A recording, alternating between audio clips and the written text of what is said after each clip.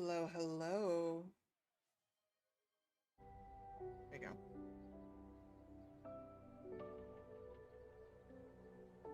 Hi, Mad Kitty. Hello, everyone.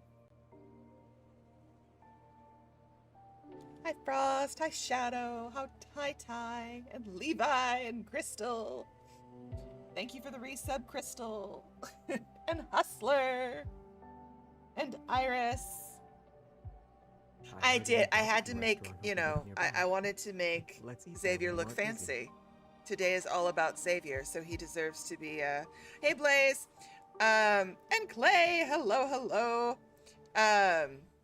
Xavier deserves to be pretty too. And I love this outfit from the Blossom event, from the multi-banner. The all the outfits for that banner were just so good. Mister? And I will never not love Xavier punching I don't treat Bun every Bun. stranger like this. This is the yes, this is the R1 spring. Excellent catch, Shadow. Look, like the color is gorgeous. The color is absolutely gorgeous. Like, so let me make them smaller. The outfit that came out with the banner is scrolling. Classic Lay and White. Like he does the Romeo like affect really. Water, do you drink it? I'm trying, Cthulhu. I'm horrible at it. I'm doing my best to hydrate. But yes, so they Romeo him a lot in terms of his aesthetic, and I'm not mad about it at all. But this is the R1 from the event, and I love that they gave him color. So. Sometimes when I fall asleep in the park, I wake up with tiny critters hanging out on my head. I know, because you are a tiny... Babe, you and Zayne, Disney princesses, I love you. But yes, no, I am drinking. And yes, my quivering thighs do need a drink because children, Nikki tried to murder me. Can I borrow your hand then? Is this what you call borrowing? As some of you may know, I have... I recently did a bunch of blood work and had to go to the doctor, and Mama's in trouble, y'all. So I have been, darling Cookie, you are never late. You are right on time. You arrive precisely when you are meant to, when the heavens part and the light shines, and there upon that glorious horizon is Cookie. I heard a new barbecue restaurant opened up but yeah, nearby. so Mama's in trouble. Let's eat there when you aren't busy. And Mama is on a health journey. Is on a health journey now. And Nikki, of course, as in life and probably in death, is my accountability buddy. So we go to the gym together because she also needs to go to the gym. And today was, hey, let's do Bulgarian squats. And I was like, what the fuck is a Bulgarian squat? And she's like, oh, and we'll also do some Russian twists. And I was like, why are we bringing this into this? I was, can't we just do some leg curls and move on with our life? But no, we did Bulgarian squats, and I now know what a Bulgarian squat is. And children, I worked my legs more trying to keep my ass upright than actually lifting weight. Just did full body weight.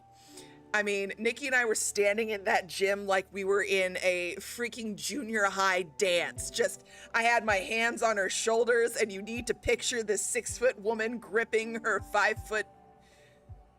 I always want to say 8 because she's bigger in my head. 5, 4, 5, 5. It's 5'5", right, babe?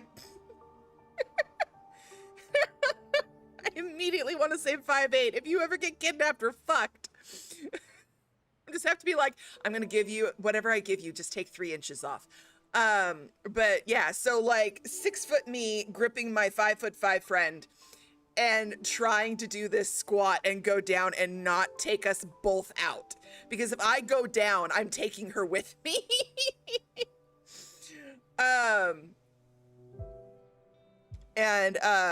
So I heard a new barbecue restaurant. and then we did opened up Russian nearby. twists.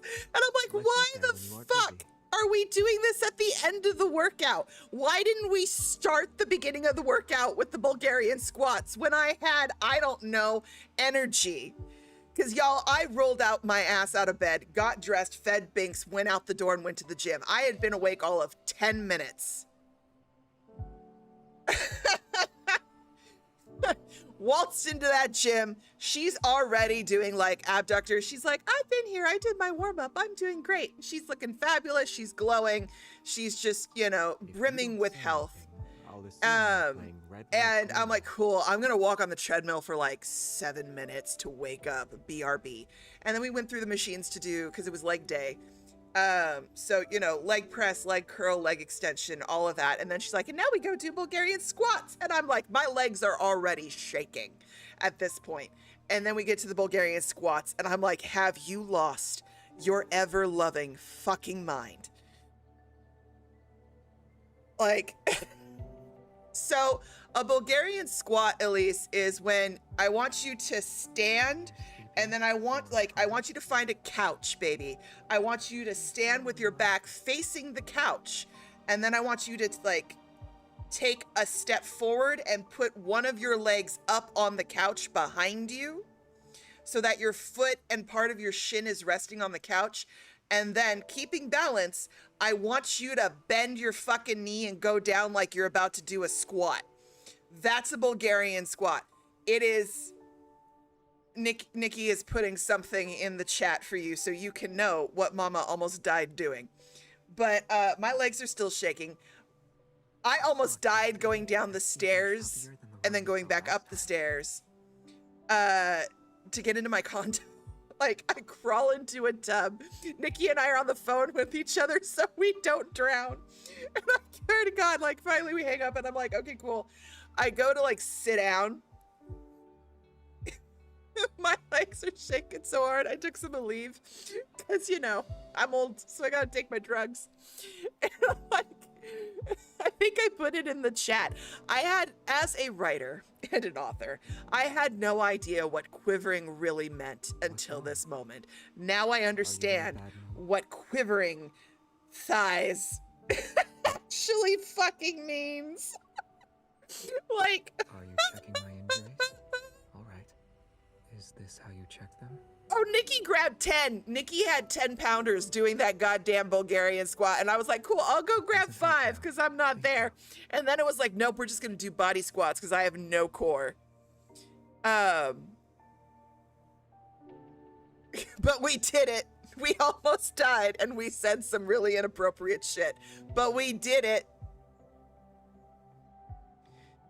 Oh, yes, no, tomorrow is... Nikki is the little tank. She's my little engine that could. Tomorrow is a quote unquote rest day simply for the fact that my ass has to get up at 6 a.m. because Sire is streaming tomorrow. Children, I hope you're super excited for that. So we've got our stream with Nikki and I and Sire co-streaming his impression of Love and Deepspace as he continues this journey since we hooked him. This is also my note and reminder to anybody who is a member that if you have not joined the Discord, to make sure you have done so, because this month's Love Note is up, and I am currently working on this month's Lore Dive, which will be up in 2 weeks in the Discord, and then I've decided I'm going to turn that lore dive and expand it a little bit into a video that will be posted by the end of this month. So you'll get to listen to my dulcet tones. And we also, are we live recording tonight? I thought we live recorded at the end of the month, not the beginning of the month.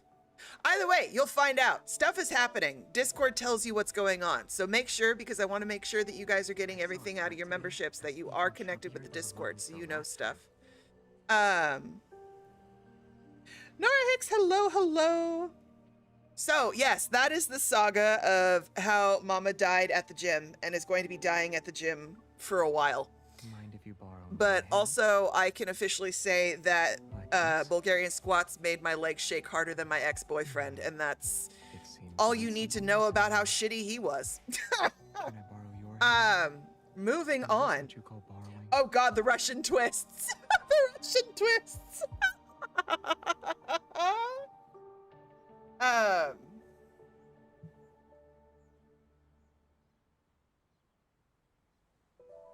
Oh, you can take that burn, darling. Feel free. If working out makes your legs shake harder than your ex-lovers did, or your current lover, you got a problem. Work on that. If it's your current lover, take them into that bedroom and you two work on it until you get it right. You're not leaving. You clean your fucking plate.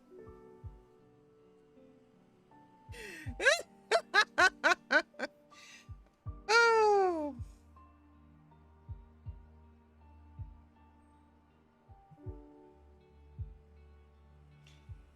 Oh, I had to learn that I can't go up into a Russian twist. I have to fall back into a Russian twist. Like, I have no core strength whatsoever. My core is dead.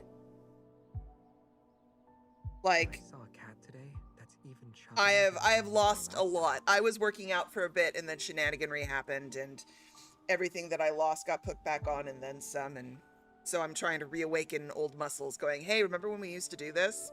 And my muscles are like, hey girl, hey. The best bit is I needed like I'm holding Nikki's feet while she's going up into the Russian twist because she has Victorian posture and a core. I love that for her. She's very supported. But like I had to have Nikki sit on my feet to hold them down. Let's eat there when you're And I busy. still almost raised her. I was working so hard not to like lift my bestie up with just my feet because my legs are my strength. Like my upper body is horrible, but my legs, girl, I got over 4 feet worth of leg. These puppies have gotten me all the way through life. Cien, darling, you are not late. You're fine. Choo choo. We're gonna get kicked out of the gym, I swear to God. Okay, so today, children. Today, Or in all our glory, we are going to be discussing Lightseeker. We are going to be playing through Lightseeker, I should say, because I know there are a few actually who have not played through Lightseeker. Though Ms. did, I'm still very proud of you for getting through that for our last little discussion about some stuff. So, we're going to play through. We're going to discuss some things possibly. We're just going to roll. We're going to see what we notice, what speaks to us. It has been a hot minute since I've actually played this myth. So it's going to be very interesting, especially now that we have completed the world underneath and we have read all 30 stories. So we're coming in with a lot of new stuff in terms of perspective. As always, where things are voiced, they are voiced. Where things are not voiced, I'm going to do my best to voice them for you. And I will be reading. Lord help us all. So, feel free to drop questions, thoughts, interesting asides, your least favorite exercise at the gym, but you do it anyway because you need to.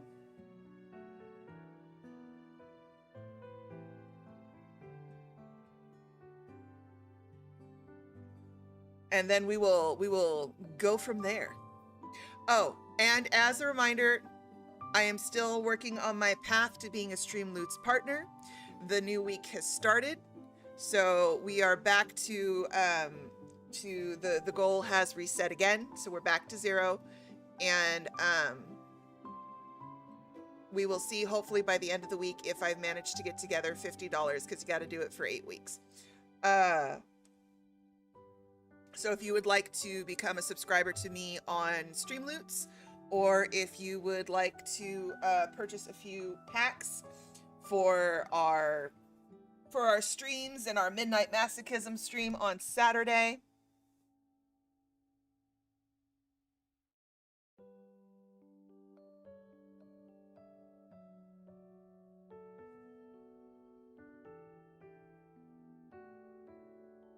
And then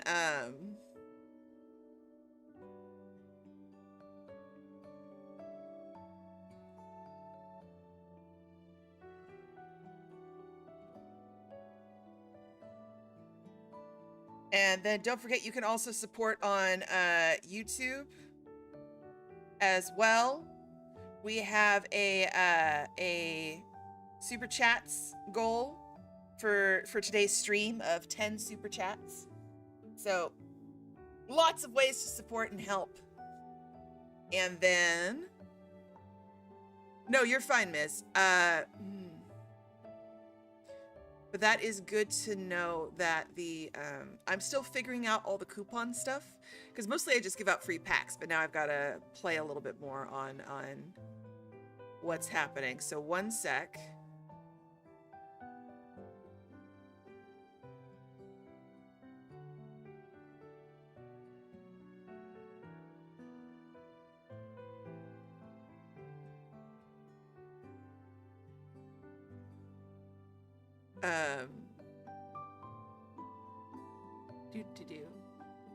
I do have a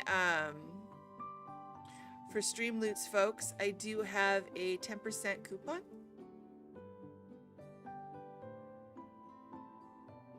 So let me do I'm gonna put that in chat. If that's not working, let me know, and then I will go figure that out later.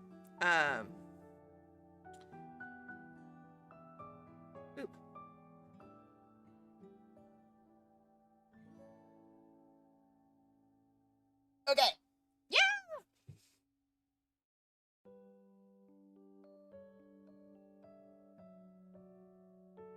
Okay, that's there, this is there, all the things. Perfect. Okay. So let us dive into the beginning of this.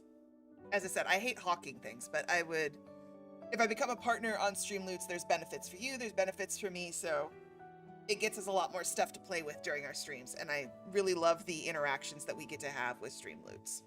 Oh my gosh, thank you so much, Cian. Oh, I'm so glad you're excited for this.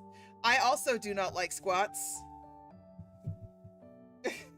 Those Bulgarian squats kicked my ass.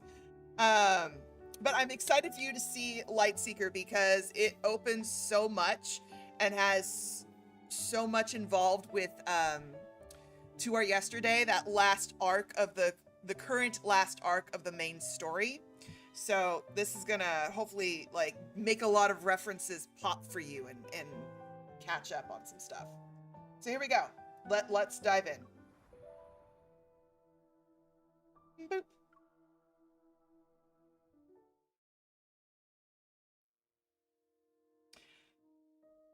Our old tale is found in the annals of Philos' history. Wandering bards sing of it throughout the land. For hundreds of years, Philos' throne sat empty. Now, the crownless queen of legends foretold regains her scepter. Philos is to be ushered in a new spring. In darkness does one claim a glimmer. The new queen shall bring the dying Philos a chance to regain its former light and glory.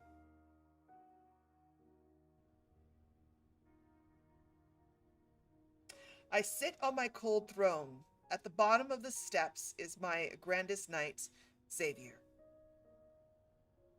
A queen's coronation ceremony should be a day of bliss, yet he chose today to bid me farewell. Are you not afraid the backtrackers suspect you betrayed them for a private audience? They are aware. As a knight, it is my duty to attend to your majesty. I'm gonna bump the audio a little bit. Are you truly leaving? The spaceship is ready. Your trip is one of danger and uncertainty.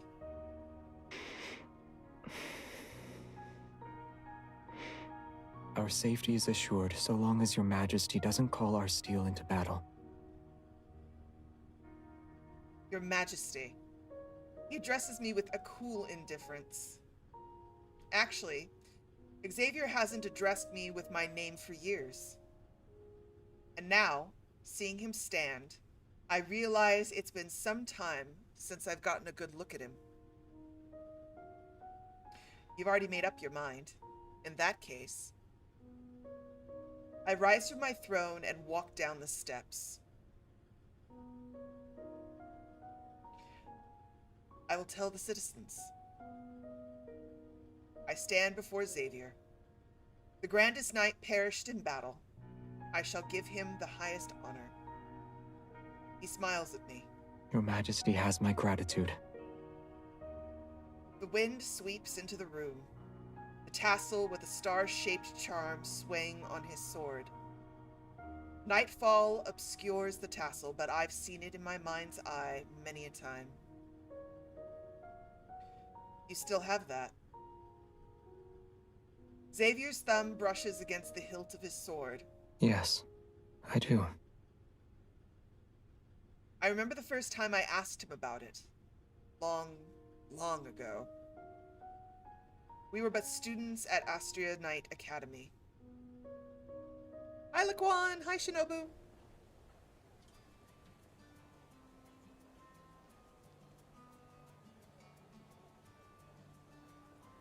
Winter's snow melted, and wavy leaf sea lavender sprouted around a statue, the holy sword of the goddess.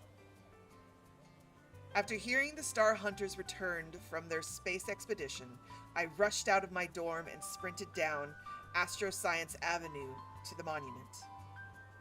The students huddled in small groups, listening to Vice Captain Jeremiah brag about his adventures. Jeremiah, where's Xavier? Looking for our princely prefect, are you?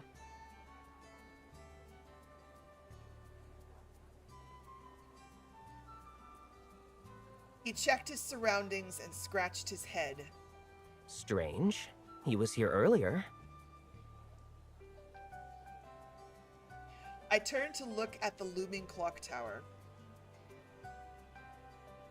I know where he is. Must be at his secret hiding spot again. I run to the clock tower, ignoring the shouts behind me. Don't bother him. He's injured. Near death's door, I'd say. Jeremiah doing his best. At the very pinnacle of the clock tower, Xavier sits on an edge. Why didn't you tell me of your return? Planning to sulk in the shadows of a clock tower? You still sought after me, even when I hadn't said a single word. He didn't turn to face me, and his voice was surprisingly calm. I sat down next to him. I watched as he reattached a tassel with a star-shaped charm to the hilt of his sword. He must have been staring at it again. What's wrong? Did someone tease you? I looked away. Yes, you. Jeremiah said you were on death's door. I was somewhat concerned. But here you are, hale and whole. I can be on death's door and you would only be somewhat worried. I see. I won't even bother fretting over you next time. Xavier chuckled. Well, I was worried you desired revenge. Only an arm and a leg would suffice.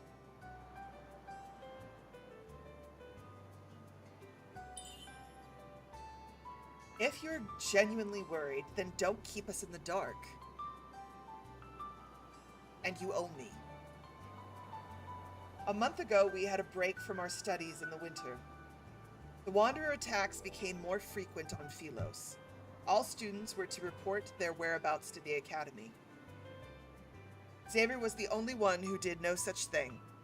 A day after our winter vacation started, he quietly boarded the spaceship for the Star Hunter expedition and disappeared into the starry sea.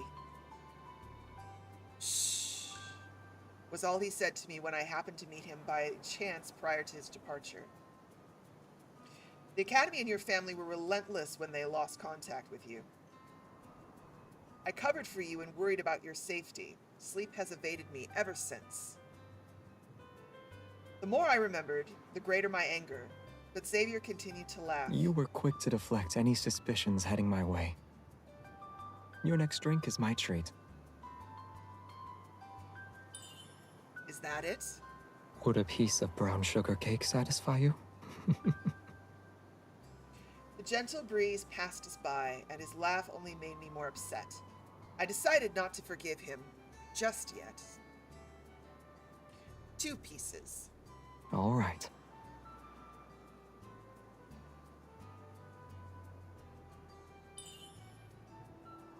And you have to eat them with me.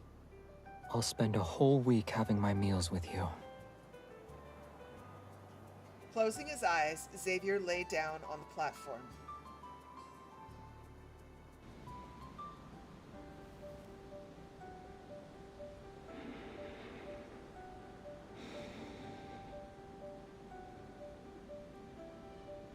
It is quite unlike you to stare at me without saying a word.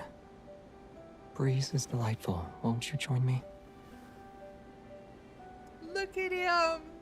Look at his preciousness! Oh, Xavier, baby. And that fucking charm. If only you actually communicated, Xavier, things would be a whole lot better.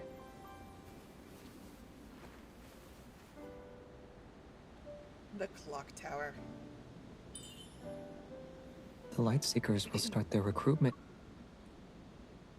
If you would be so kind as to actually allow me to read my subtitle as opposed to flashing it on the screen, that would be great. Your family visited the Academy several times now. Something urgent might have occurred. Next month. Shouldn't you be training?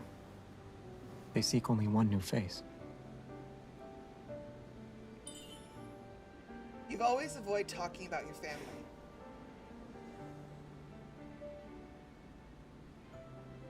He is so smitten. But he also is like, I'm just not going to communicate anything whatsoever. Keep you in the dark.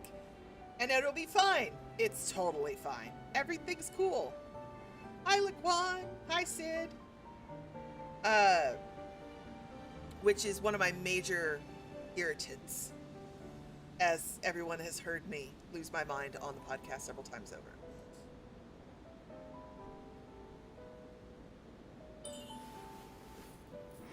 With all the boys. They say you have someone on your mind if you stare at an object for a long time. As I've told you before, it's not what you think. He has yet to tell me the story behind the sword tassel he always carries. I'm gonna take a picture of that. I don't think I have that one. Is that so? And may I ask what kind of tassel is popular nowadays with the townsfolk?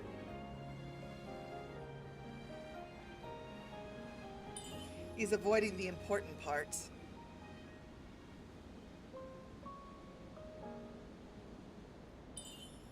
Simple, neat, like the one on your uniform.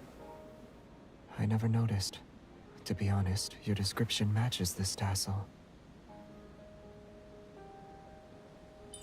They are different. Are your eyes not working? I'd rather...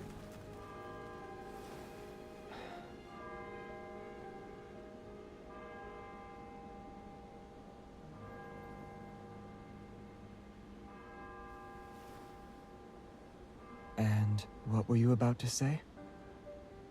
Xavier, did you just get jealous of birds? Birds? Y'all, as fast as he put his hand out to turn her face back to him? Are you kidding me? I don't know why that didn't register with me till right now. Xavier, you jealous ass.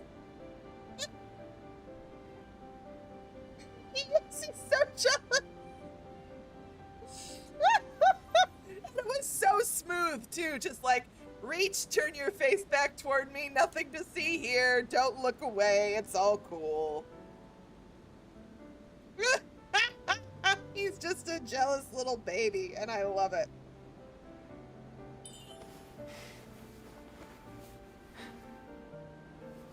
Now that you've returned, you're on your own when your family comes knocking.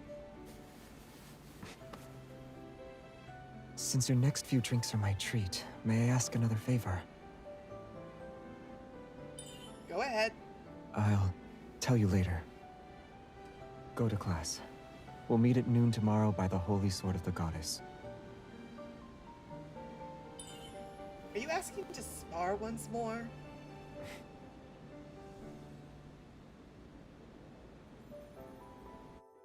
We need a running list of all things Xavier has been jealous about. Birds, Bun Bun, butterflies.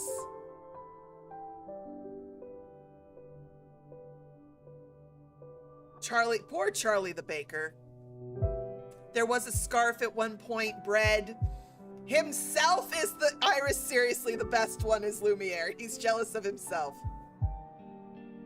Miss, we cannot take a shot every time Xavier gets jealous. We will die of alcohol poisoning.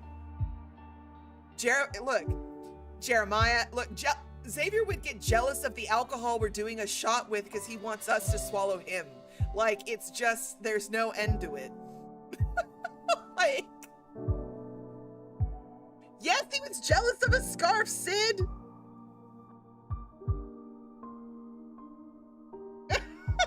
He got jealous of a fucking scarf.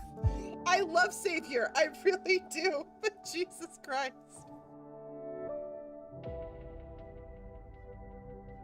He was jealous of the bread, of the person who made the bread, the basket that carried the bread. Oh, Xavier. Xavier, my baby. Astria Knight Academy is the oldest, most prestigious institution in Philos. Many of the planet's sword masters and grandest knights studied and graduated from the academy. It was established to train knights for the Order of Lightseekers, who answer only to the royal family. The Academy's 3 student houses specialize in various branches of swordsmanship. The Star Hunters specialize in the Strength style, Moon Chasers specialize in the Supporto style, and the Rainbow Runners in the Defensa style.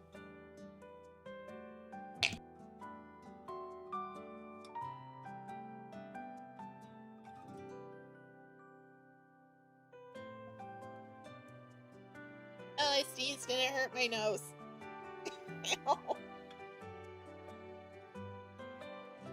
Ugh. Ty, I'm here for you. You know, I just what can I say? I have great one-liners.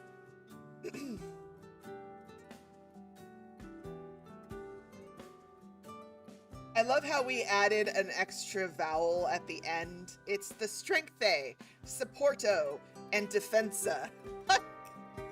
Good job, Infold. That's some excellent world building.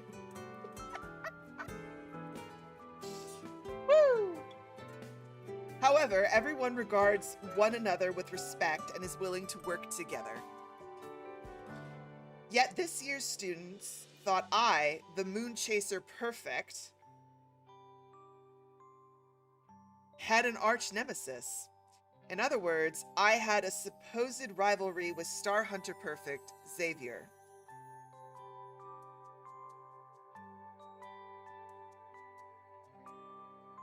Oh, that's interesting. That's the first time I'm catching it. That she's in the Moon Chaser house. So she was trained in Supporto, and Xavier was trained in Strengthe, as I will call it. The prefect. The perfect, the prefect, however, whichever side of the ocean you would like to live upon.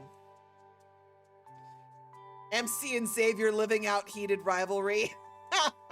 No, honey, heated rivalry is Jeremiah and Isaiah. Let's let's get our references correct here.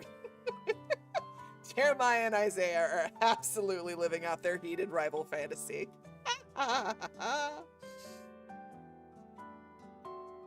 No, that's the interesting thing that I'm catching. They are not in the same house. So Xavier and MC were in different houses. You know, Cookie, that is an excellent question. Where is the Sorting Hat? Who is the Sorting Hat?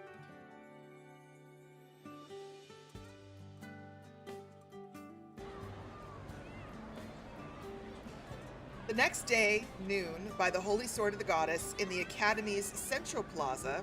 Hurry, everyone! The Moon Chaser and Star Hunter prefects are fighting again! Oh yes, the Romeo and Juliet vibes were there from the start. Two houses alike in dignity in fair Verona where we lay our scene. Yes. God, I can't believe I can still remember the lines from Shakespeare. I am such a fucking English major nerd. Cool, everybody, don't mind me. What do you do for funsies? Quote Shakespeare and Robert Frost. It's cool.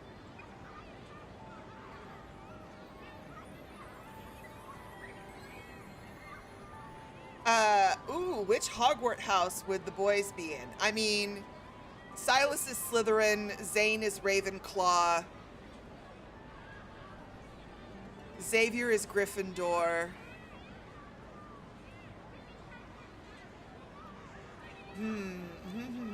Caleb I'm torn on, because Caleb would be either Gryffindor or Slytherin in my mind. I'm half tempted to put him in Slytherin.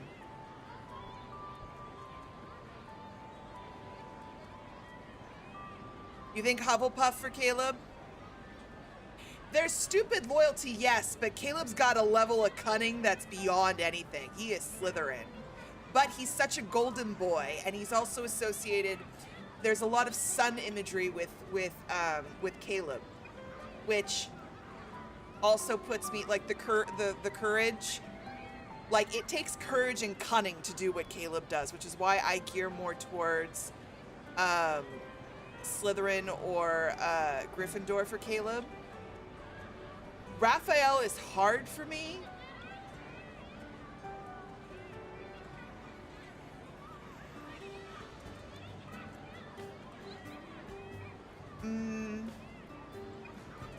Laquan thinks Caleb's in Gryffindor. Cookie thinks Raphael's in Slytherin. And that Xavier could also be Ravenclaw. Zayne is Ravenclaw. I think we can all agree. I think we can all agree Zayne is Ravenclaw. Like, hands down, nobody's arguing that. Sylus is in Slytherin house. Nobody's arguing that. Like, we're not. Those two are like, you're there. We know where they're going. Rafayel, yeah, Rafayel to me is Slytherin. Like, Rafayel is Slytherin or Ravenclaw. I think...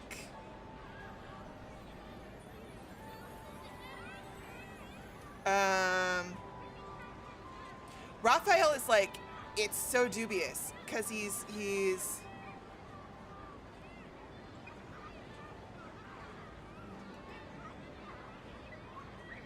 I mean, also part of the issue is we're talking about if we really want to go into a breakdown on the Hogwarts and the houses and the one-dimensional characteristics and book pigeoning holding people, but like Rafayel could go in a lot of different places depending on his... Here's the reason why I put Rafayel in Slytherin. Roll with me on this. The reason why I tend to put Rafayel in Slytherin over any other house is because of the fact, one, the cunning aspect, two, Rafayel plays with personality like you wouldn't believe. He slips in and out of personas depending on what he wants and what he's doing.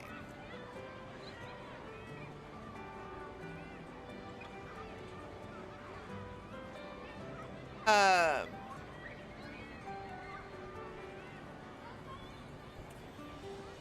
but so I tend to think, yeah, Rafayel is either Slytherin or no, I think he's Slytherin. I think he's Slytherin.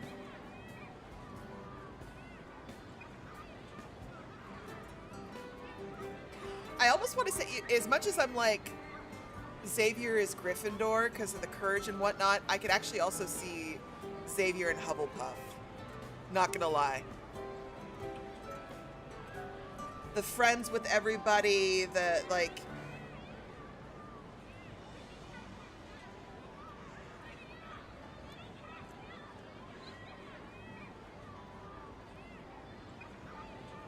I mean, Cookie, I'm gonna be brutally honest. I don't know... We don't know anything about Valko. I don't know anything about his character. I really don't.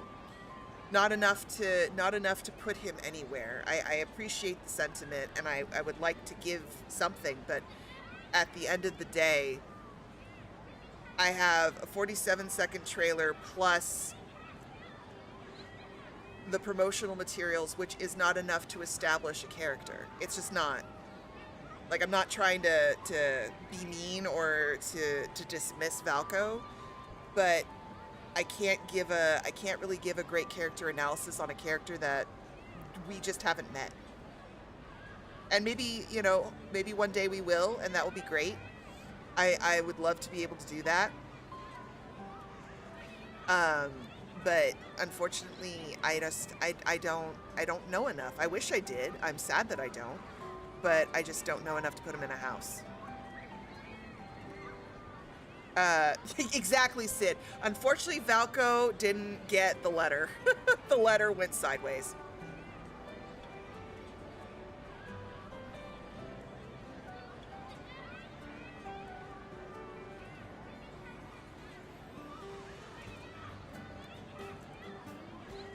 Okay.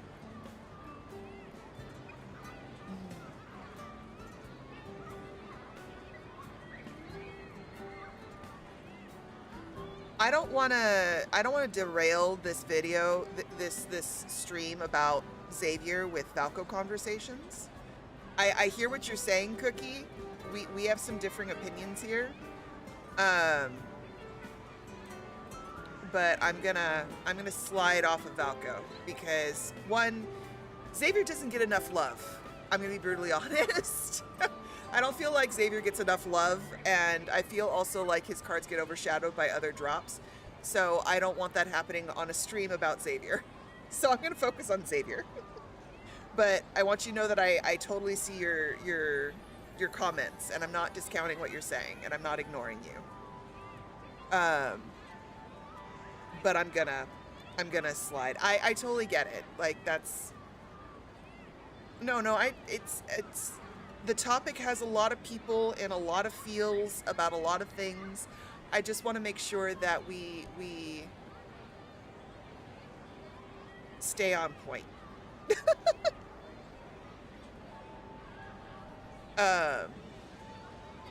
And I also don't want the chat to turn into a fight.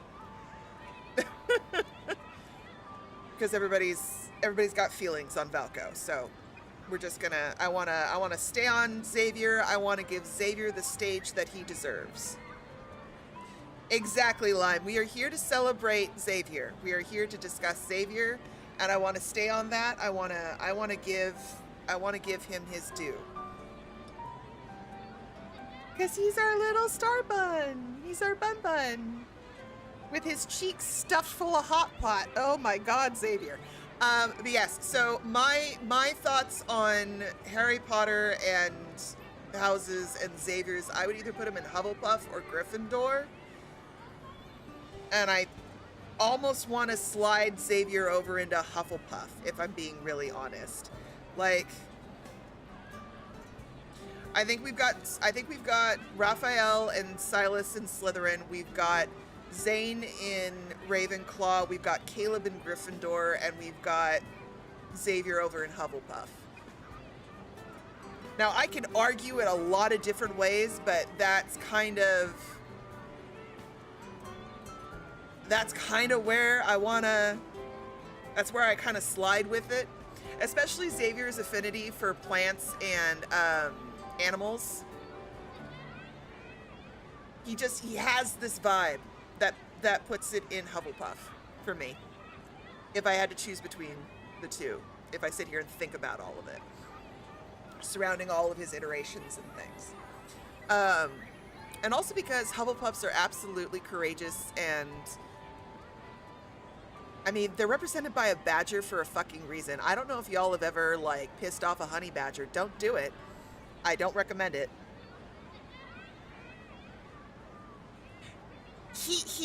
Okay. Caleb in Gryffindor for me for a lot of he slides between Gryffindor and Slytherin. I am not gonna lie. He really does. Caleb slides between the two. I could argue him into Slytherin. I can argue him into Gryffindor. Gentle reminder, Harry Potter was supposed to be in Slytherin, but he argued for Gryffindor because of, you know, I love, I will admit, I was one of those girls who devoured fan fiction that was alternative universes where Harry went into Slytherin house or because of reasons ended up in Slytherin house, and like the redemption of the Slytherin house and a whole lot of stuff. I was that girl. I was also, okay, children, here's my confession. Mama read a lot of dreary fiction. I was a Draco Harry Potter girl. I was. I loved the... I was that girl. And I prefer fan fiction Harry Potter to the books Harry Potter. I'm not gonna lie. I think that the fans made Harry Potter into a whole different beast. I'm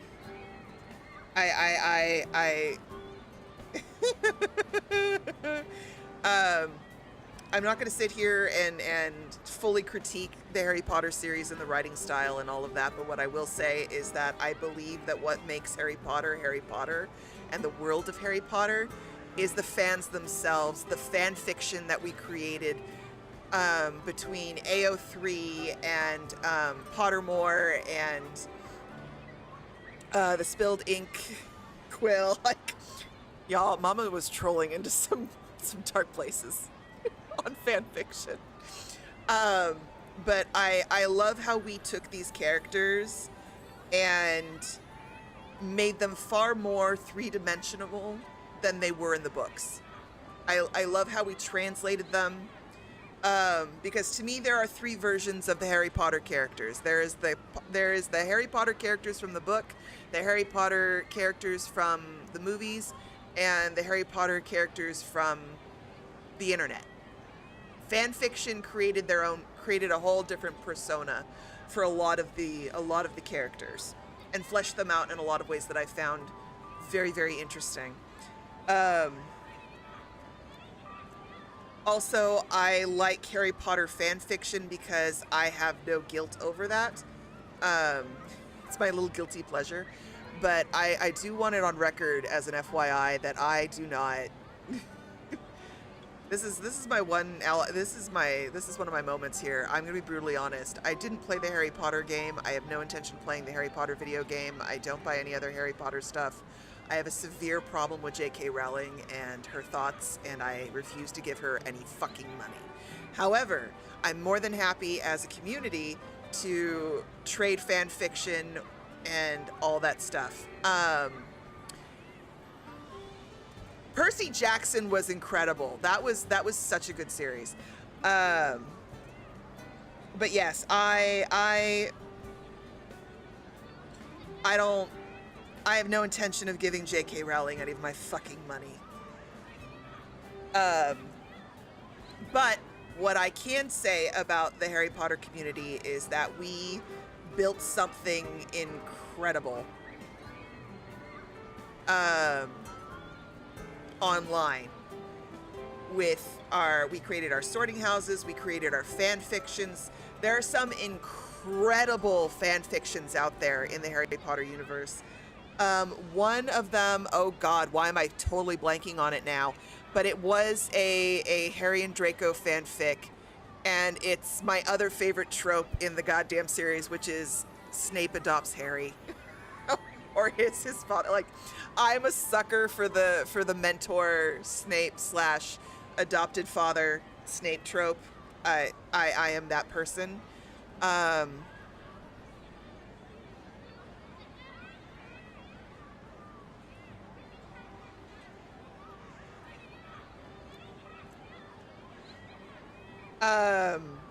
But I will say the other pairing that I really enjoy, but yeah, no, I'm a sucker for, I am such a sucker for the complexity of Snape as a character. As a writer, he draws me in so much. Let's see, what else? But yeah, no, it was Harry and Draco. I was a big fan of. I also loved the Draco and Hermione fan fictions. I was a bit pickier on those because you need a real good grip on the characters to pull that off well.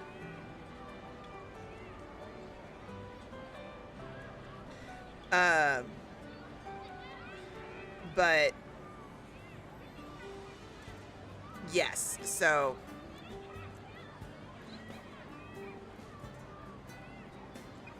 like Harry Potter fan fiction was some of my intro stuff, and then from there I just dove into alts. I'm also a Hanagram person. Like, let me just confess all my fan fiction tropes. I am a Hanagram person. I like Hannibal and Will Graham fan fiction. Look, Mess Mickelson is a gorgeous man, and he played the hell out of Hannibal Lecter, and I have a problem.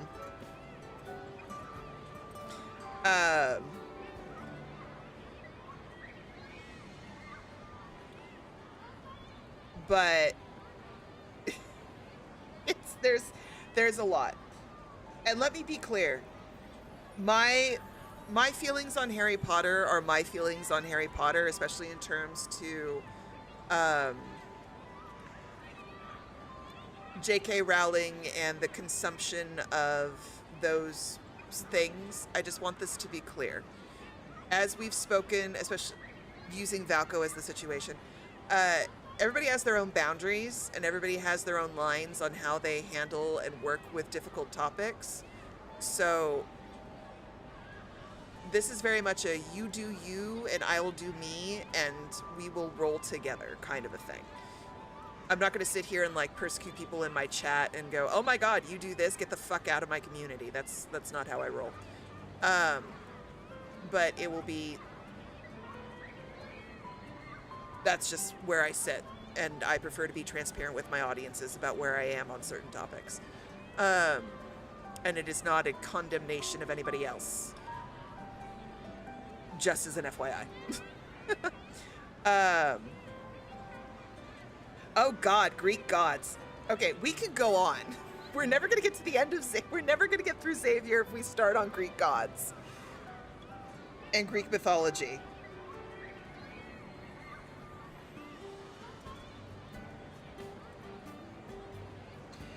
Sid, it was an accident!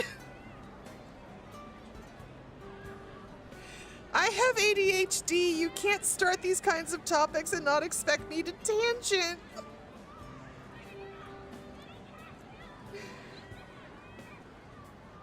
It's just kind of what happens.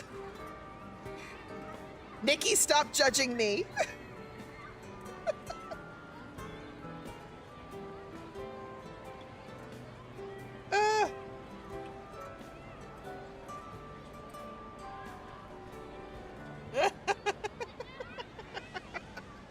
Okay, let's get back to freaking Xavier, because this is about Xavier, my little Hufflepuff Gryffindor man.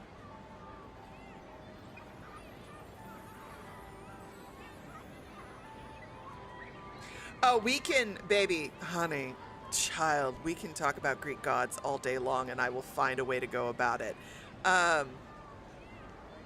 I did, Frost. I did adopt a community of raccoons with ADHD and autism. It was just kind of what this was going to be. And that's fine. These are my people. You are my children, and I will protect you in the void, and we will go off on our special interests, and everything will be okay. Oh, it is. ADHD is the biggest double-edged sword known to man. It is both a superpower and my fucking kryptonite.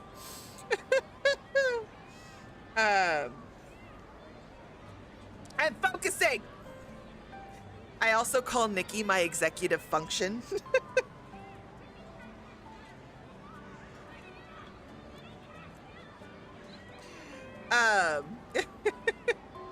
Nikki is my executive function. One of us. Okay, let's go back to Xavier. And this, because trust me, when we get into Lightseeker is a really interesting myth. We're gonna go through this. There's a whole lot that are happening here. And then when we hit Lumiere, children, when we hit Lumiere, Mama's going to be having a lot of discussions about symbolism and the moon and the choice of doing light via moonlight versus sunlight. We're gonna have fun. Anyway, back to the story. Why does a moon chaser always pester His Highness Prince Xavier? Our prefect is a student of the Grandest Knight. When swordsmanship's involved, it's hard to say who wins. It's been quiet. Why are they fighting now? The preliminary rounds to join the Lightseekers are about to start. Maybe they're settling who takes the spot? Don't they have the same teacher? They should make better use of their time. They probably despise each other. That has to be it. They must truly hate each other then. No, honey, they just have a lot of sexual tension, and the only way they know how to work it out is through phallic symbols known as swords. Anyway, I stood amidst the ocean of people holding the sword at my waist.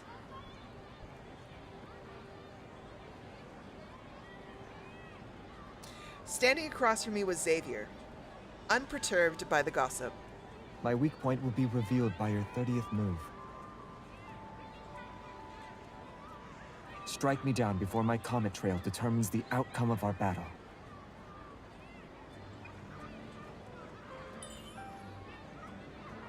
I couldn't help but sigh after glancing at those around me. Why do you always request a public beating when there's no excuse to not go home, Xavier? Everyone and their mother will believe we hate each other.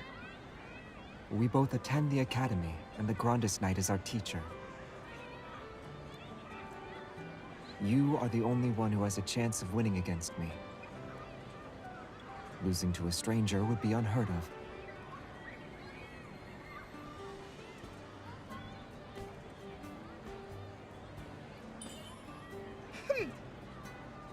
This shall be our last duel.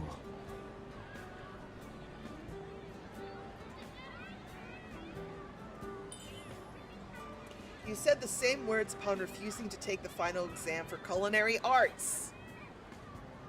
The professor spent the entire afternoon scolding me for bullying my classmates.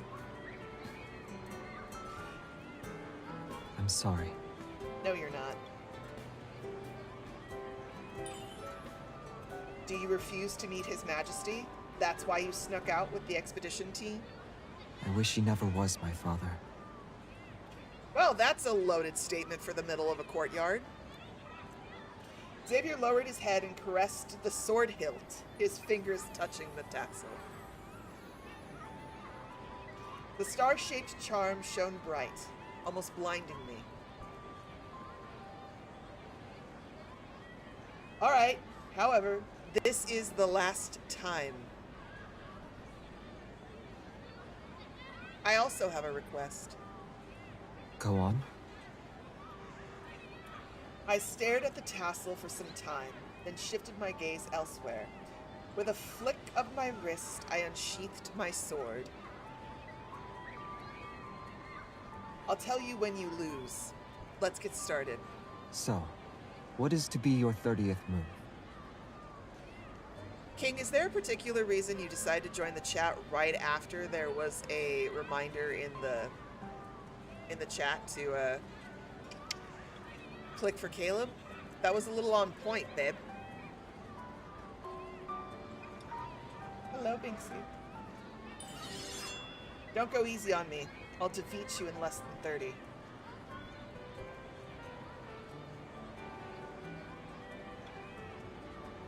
He did. Gege summoned him. It's like a bat signal for King.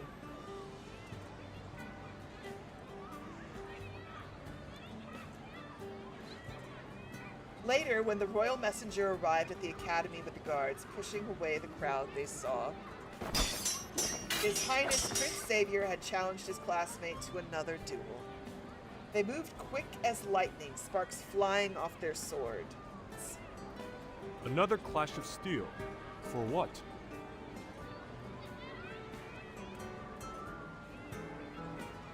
The royal messenger knew little of swords. He noted the girl's strikes were fast and aggressive. His Highness was at a disadvantage. Strange. His Highness was never a poor fighter. Meanwhile, the crowd was swept up in the spectacle. How ruthless. They certainly are rivals. Upon closer look, the royal messenger discovered something peculiar.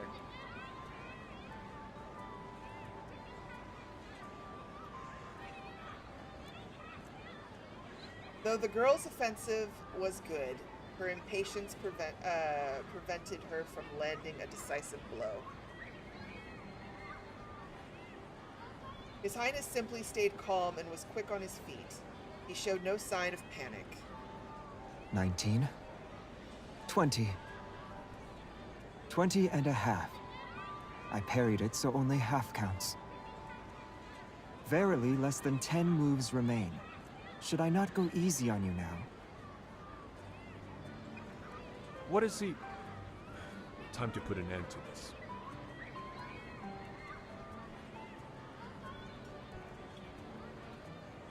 The royal decree he brought today was related to the future of Philos. Separate them. The royal messenger gestured to the guards behind him. They immediately interrupted the duel. About to unleash a technique, the girl forced himself to stumble so she wouldn't hit the guards. Panic finally appeared on the prince's face. He rushed forward, putting himself in the path of the girl's sword. Protect His Highness!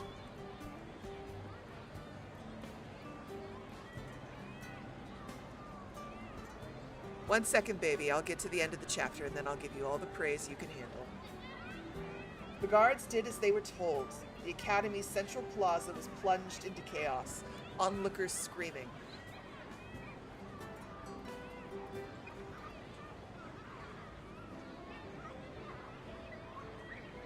I leaned against the holy sword of the goddess and rubbed my sprained ankle. Xavier was taken away by the royal messenger. Our duel ended with no clear winner, and the crowd quickly left.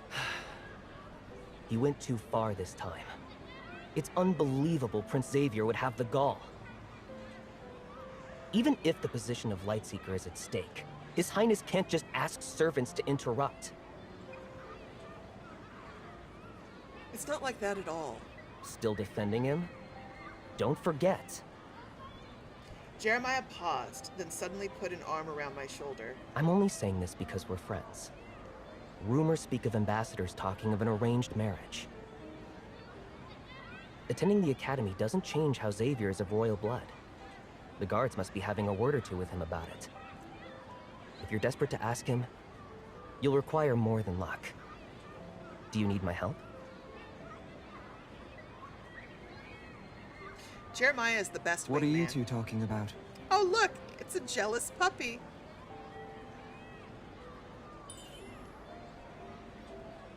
Xavier? I immediately stood up. We had a rather short chat with the royal messenger. Xavier remained quiet. His gaze moved from my face to the arm around my shoulder to Jeremiah's pensive expression. Don't glare I at could me. sit- Your Highness left her injured. Someone had to step up. She was drowning in a pool of tears because of your highness's lack of mercy. Oh, for fuck's sake, Jeremiah. Jeremiah is exaggerating. It's a shame your kindness was wasted. Xavier responded in a monotone voice as he pushed Jeremiah's arm off my shoulder. I should provide succor for my junior. Oh, he should provide succor?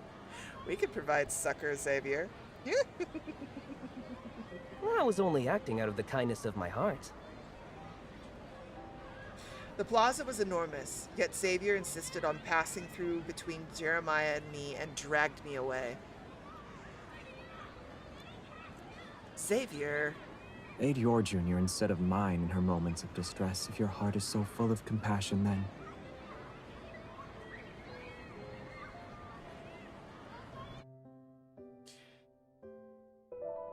Oh my god, jealous Xavier cracks me the hell up.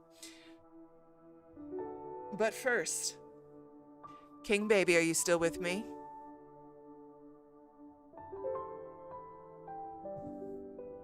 Give me a little wave if you're still in chat. Hi, honey. I'm sorry that you're having such a horrible day. And I'm sorry that it doesn't feel like anything's going your way right now. And you just don't have the energy like you normally do. But I want you to know that I was really excited to see you pop in chat, because that's the kind of energy that you bring to everyone around you. You're always a joy to have, and you have such great energy. And you infect everybody around you with your happiness and your wackiness and your chaos. And you're my favorite little void son.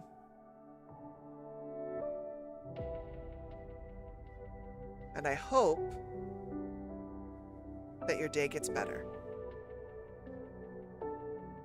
If not because of the things that are going on resolve themselves, or at least because you're with us. And we've got you.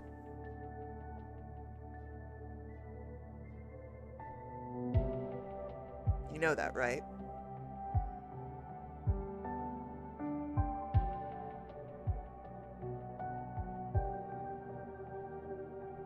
You are small but mighty.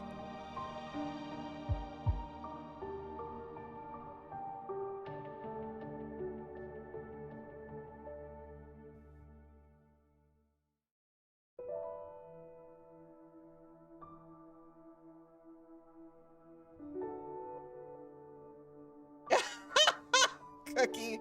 Xavier would hear MC say fuck when she stubs her toe and go, right now, pants off. Oh my god, Cookie.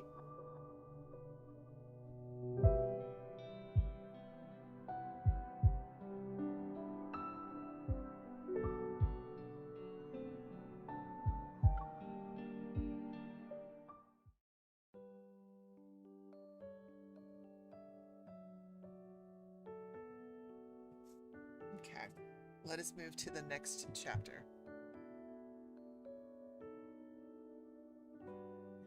Now that the tiny god has settled himself in my lap, will you leave the iPad alone now, Big C? Okay. This is part of the deal. If you're gonna sit here, the iPad's gonna rest on top of you.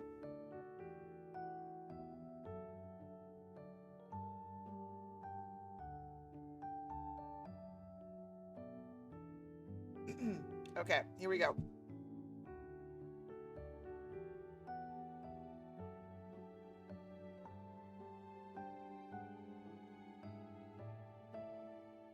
I had been learning swordsmanship from my teacher for as long as I could remember. My teacher was one of the greatest swords masters of Philos. He was also the Grand Knight of the Lightseeker Legion, and one of the king's most trusted men. I had known for a long time that I had a classmate named Xavier who was a prince of Philos, and whose swordsmanship was top-notch. But I didn't see him for many years. My teacher said it would be my duty to protect him in the future, because he would be the future king of Philos, and my destiny was to become his bravest, staunchest, and trustiest. Trustiest? Really? Trustiest. And trustiest Grand Knight. I'm gonna need to talk with some translators.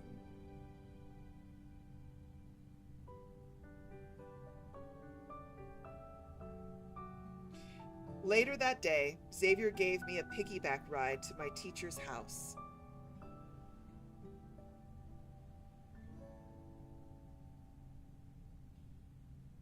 Xavier, my legs can walk just fine. Were you actually crying back there? Jeremiah was saying nonsense. Do you actually believe him? Let me check. Xavier put me down and leaned in close. Your eyes are red. If you weren't crying, then you've got to be sick.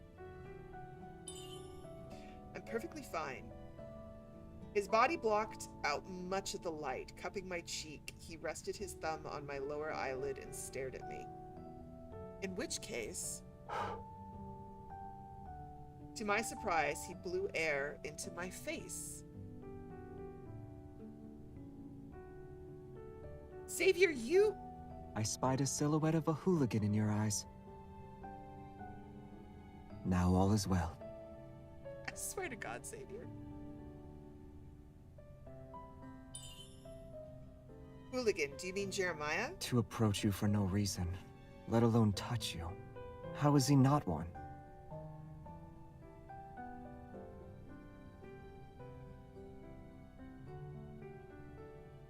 Yeah, just to read this out for everybody in the chat, from Nikki. These early chapters in the myths, you can really tell they were working on shoestring budget. Lots of repeated local VAs without accent vetting, localization without local vetting, background repeated usage, movement reusage. From a dev view, it's very interesting. You're the hooligan for suddenly making that weird expression. I tried to grab Xavier. He didn't move and instead dragged me down with him to the carpet. Ooh. Why didn't you dodge?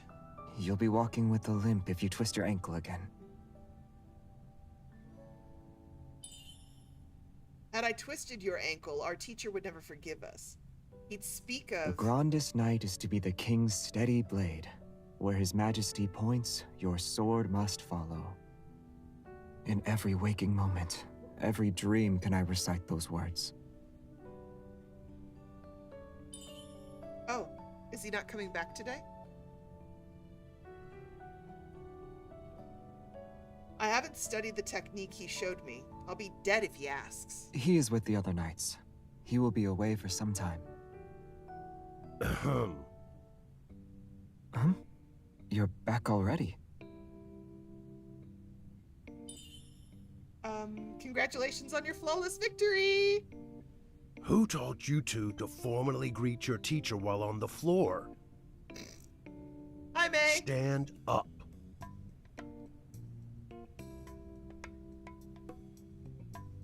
Because of our teacher's success, the dinner was exceptionally lavish. After being on the battlefield for years, our teacher exuded an aura of intimidation even when he removed his armor and sat at the table. Has the Lightseeker's expedition been fruitful? We were told in secret of a royal family member's disappearance. It's possible they are lost in the stars. We have our orders to find them.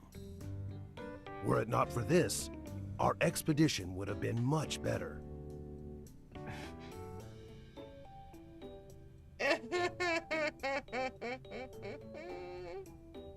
Oh, Zadykins. Your Highness has traversed the starry sea in winter. Any insights?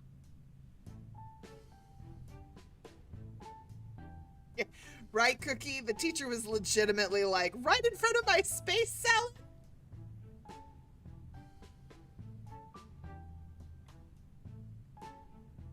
I couldn't help but clench my fork. From what I knew, the less our teacher spoke, the more grave the situation. Tonight's meal was destined to be unappetizing. I should not have.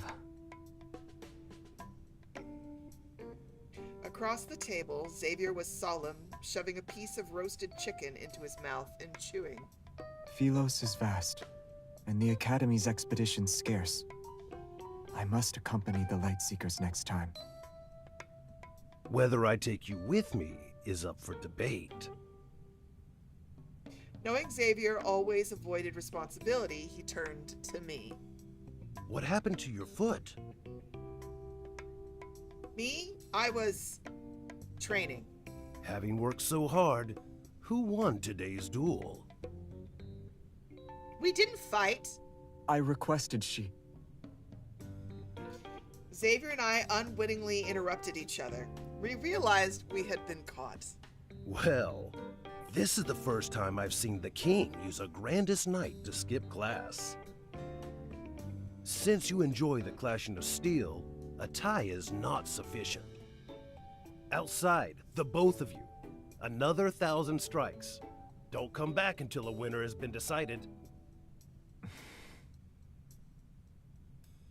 Xavier and I looked at each other, reluctantly set down our cutlery, and stood up from the table.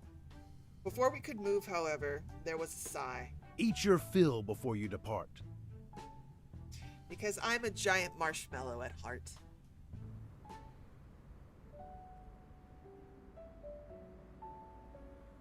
The holy sword of the goddess stood tall in the night. Two swords sang, their colliding sparks like brilliant starlight. Xavier stepped back, steadying himself. Prince Xavier has tasted defeat again. In spectacular fashion, you have tasted victory again. I caught my breath, rubbed my tired arms, and raised my sword. Once more. Are you determined to do 1,000 strikes? You fulfill every request our teacher makes. I also fulfill the request of your highness. How would I have sprained my ankle otherwise? Well, as your prince, I'm commanding you to sit down and rest. With his chin, he gestured to my hands, still holding the sword. Tend to your bloody hands.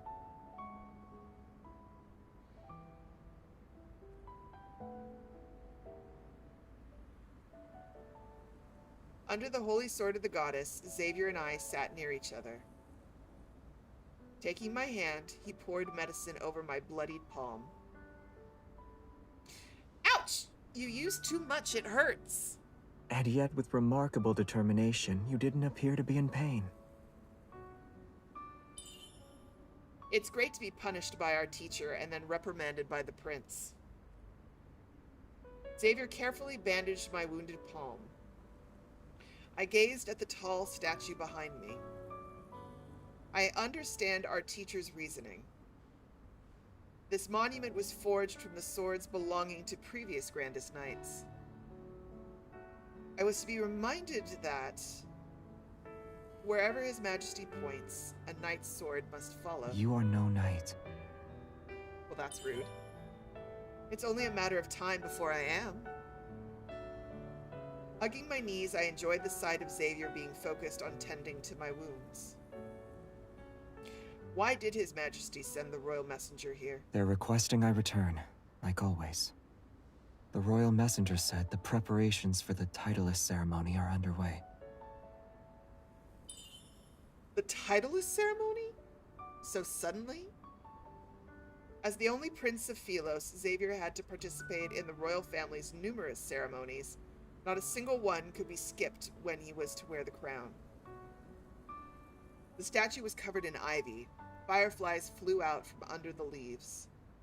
Specks of light illuminated Xavier's face, yet his eyes dimmed for a moment. He might not make it this time.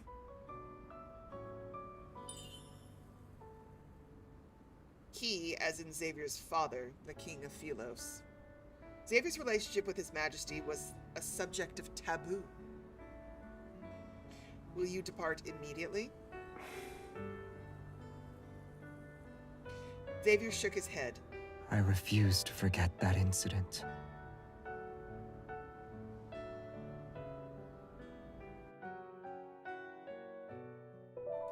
Family drama.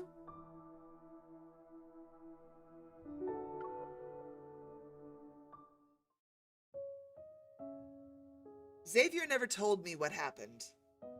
I could only surmise a vague idea based on the bits and pieces from our conversations. If I'm correct, this incident occurred around the Gladius ceremony. It was a tradition passed down from generation to generation. Only those who wielded the light blade could prove themselves worthy to ascend the throne. The trial was known as the Gladius ceremony. To the south was Starfall Forest, and a wanderer made its nest there. Xavier was to enter the forest and kill the wanderer himself. I was present on the day everyone went to see the prince off. Starfall Forest was a desolate place with an unstable protofield. At night, a heavy fog enshrouded the trees. Their leaves rustled in the wind to the shrieks of mysterious birds. When Xavier entered Starfall Forest, all became quiet. The forest was a wanderer quietly observing its prey. Everyone waited at the outskirts, wondering if the prince would return. Day after day, the forest remained silent. They thought the wanderer devoured the prince and left one after another. I was the only one still waiting for him. Xavier would always leave me like this. At times he joined the expedition team. Other times he was returning to the palace with the royal messenger. I'd always ask when he could return. He always returned within the time frame given to me. Before the prince entered the forest, everyone was praying for his safety. At that time, Xavier whispered into my ear, 7 days. After 7 days passed, it was a moonless night. I was the only one still waiting for him. Before dawn broke, a faint light appeared in the forest. It got brighter, then turned into a white figure. Xavier emerged. The light blade dissipated into countless specks of light. He approached me, the Wanderer's protocore in his hand. There was no joy or relief to be seen. Keeping his head lowered, Xavier silently hugged me.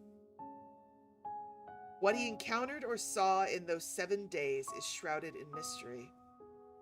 Killing a wanderer should be celebrated, but Xavier had changed ever since, as if part of him was left behind in Starfall Forest.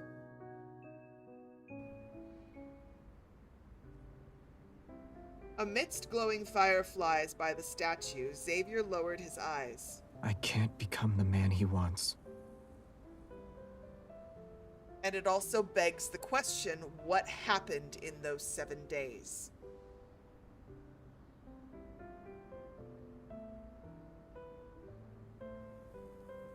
And I'm deeply curious about that.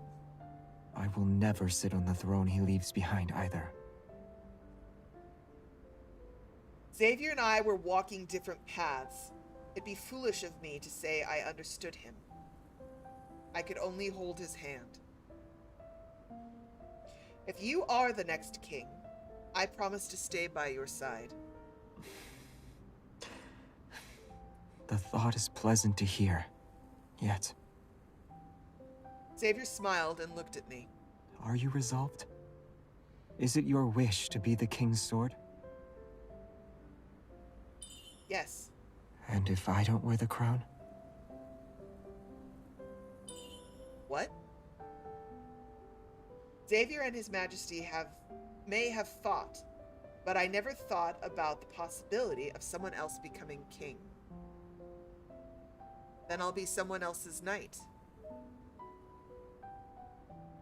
I'll have to swear an oath of fealty, become the grandest knight, follow him to the ends of the world, look only at him, wield a sword in his name.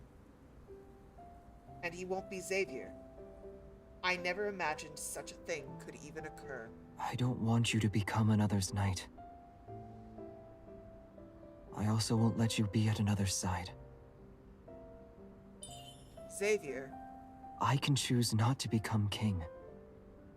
You can choose not to join the Lightseekers who answer only to the royal family.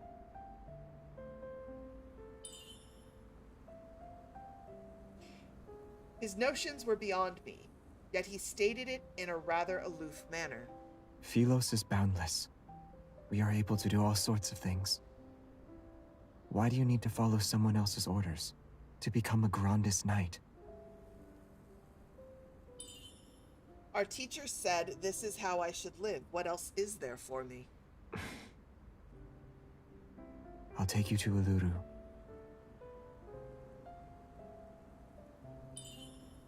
Uluru? On my last expedition, I found a newborn planet. I named it. No wanderers or people were observed. Only flowers.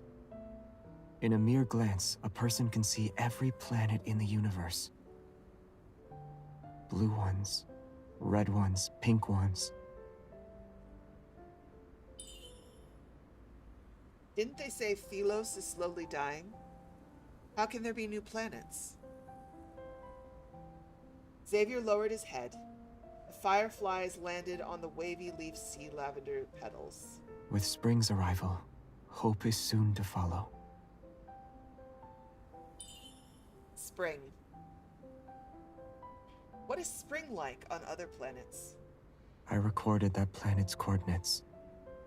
Once I've settled my personal affairs, and if you ever surrender your wish to be a Grandis Knight, let's elope. We'll spend the rest of our days in Uluru. MC honey, that was a very pointed choice of words. I don't understand how you still don't understand how Xavier feels about you. Man literally used the word elope. He's fucking proposing. MC, I need you to get it together.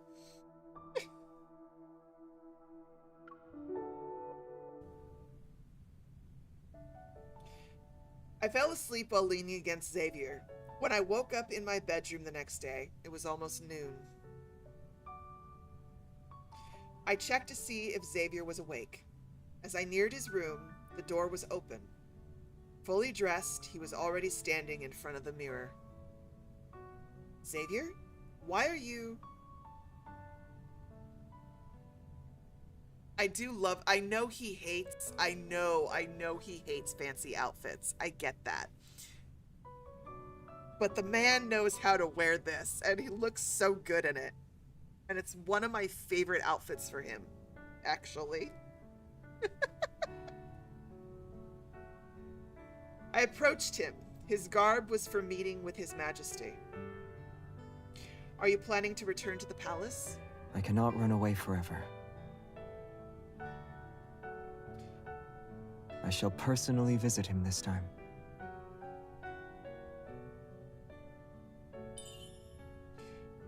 You shouldn't go if you are unwilling. Xavier stayed quiet. He picked up his sword by the mirror. My heart sank as I noticed the tassel. Because clearly the tassel is the only thing that matters and not the thousand of other actions and pointed words that he has used to communicate that he's fucking in love with you. But focus on the star tassel on his sword. It's fine. It's cool, MC. Oh my god. Who knows when we'll see each other again. I mentioned having a request before our duel. May I ask a question? You can ask 10 if it pleases you. I tried to cheer myself up, and... Who gave you that tassel with the star-shaped charm? Your lover?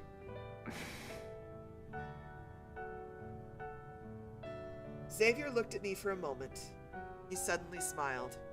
At long last, the time has come. Yes, it's from the person I like.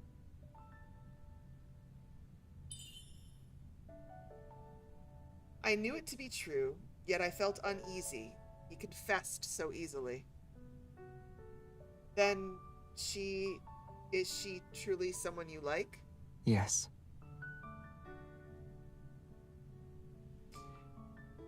Okay, to be fair, we can't put this all on MC. Some of this is Xavier, and I do want to just shake the shit out of him in this. Are you very fond of her?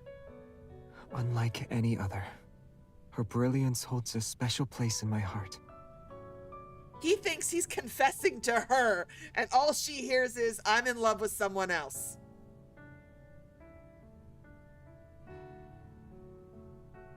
Like, the communication between these two. Holy shit.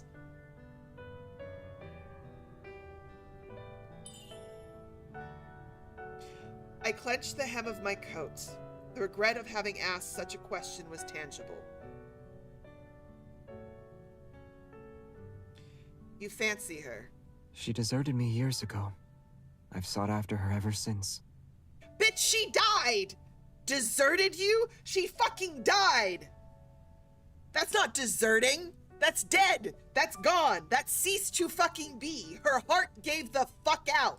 She did not go, you know what, Xavier, today's the day. Peace out, buddy. Like her heart fucking gave out. She had Protogore syndrome. She didn't desert you, you overdramatic, jealous ass. I'm okay. I'm good. I'm fine. It's a digital. It's cool. I'm okay. I'm okay. I'm okay. I'm okay. Everything's fine.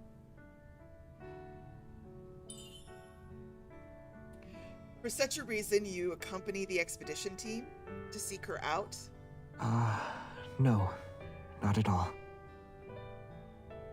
Do you keep the tassel to remember her? I've never forgotten her. She was the one who forgot me. She died! It's called reincarnation! She literally died and came back. And at no point did you sit down and be like, hey boo, this is gonna sound a little wild, but go here with me. Once upon a time, you were a sickly girl and there was a meteor shower that we watched together and we fell in love. And then you cacked it. Like, you just legitimately heart gave out, bye-bye. And I'm still minorly in love with you because you're still technically the same person, even though it's the reincarnation thing. And I was wondering if I could date this version of you and see if you would like me in this incarnation of you, if that's totally okay. By the way, here's the charm that you gave me when you were dead. And I've protected it this entire time because I'm minorly obsessive and this is totally fine. Like, bitch, communicate! But I'm fine. I'm fine. I'm fine. I'm fine. I'm okay. I'm okay. Everything's fine. She died. Anyway. Boop. How could she? No, I am not fine. I am not fine. This overly dramatic asshole is like, she forgot me. She deserted me. She fucking died. She did not make the choice. There was no choice involved. MC was like, this is not, she was not sitting there like, well, now that I've seduced you with my dying and, you know, meteor showers, I'm gonna go ahead and peace the fuck out. It's cool. See you in the next one. Like, that's not what she did. And nobody's communicating. And there's, like, I hate the misunderstanding. The miscommunication trope is one of my least favorite tropes in narrative fiction right now. At least in terms of, like, continued. Like, I will give you one. I will give you one miscommunication, especially at certain ages, because, you know, if you're like 18 years or younger or writing a story about characters who are 18 years or younger, there's hormones, there's no frontal lobe, like, you've got shit going down. I will give you miscommunication, like, fine. But at a certain point, you're a fucking adult. And you need to communicate. Ask follow-up questions. Don't make assumptions about other people's feelings. Ask. That's all she had to do. That's all they had to do was have a conversation. And technically, to be fair, they're having a conversation right now, but they are totally not on the same wavelength. And And this is also his first iteration and not like reborn Xavier after King of Dark Knight. So, but still. And to be fair, this is not just Xavier. All of them are fucking guilty of this. Like, no communication whatsoever. MC, like, losing it in terms of follow-up things. But here's also the other thing about Xavier that is absolutely fascinating. He technically, because we still don't know how much Rafayel knows or remembers, it's really he and I would say Sylus, because there's been enough. I could make the argument of Sylus. I feel like there's been enough breadcrumbing to justify the statement that I'm about to make, but I feel like he and Sylus are the only love interests at this point who actually remember her past iterations. But the difference between Sylus and Xavier is that Xavier has met multiple iterations of MC in his singular life because of the whole immortality thing. Sylus has met multiple iterations over his multiple iterations. But Xavier technically is the only MC, the only love interest that has met multiple versions of MC, is fully aware of her reincarnation in a singular lifespan. I can make the argument Sylus is aware of the multiple iterations of MC because he has been reincarnated, and there have been enough breadcrumbing on him where there are implications of him remembering. Like there's implications of him remembering the gladiator ring in the sky, and a couple of other places. Rafayel, I don't know yet. Rafayel is an interesting read because he gets the Tome of the Sea God. He's putting puzzle pieces together. Part of his divine power opens up. I can't quite figure out how much of their past lives he remembers. Zayne doesn't remember multiple iterations. At least I don't think he does. Not yet. Like Zayne, not Dawnbreaker or Emissary. Like it's Zayne doesn't remember multiple iterations. And Caleb does not remember multiple iterations.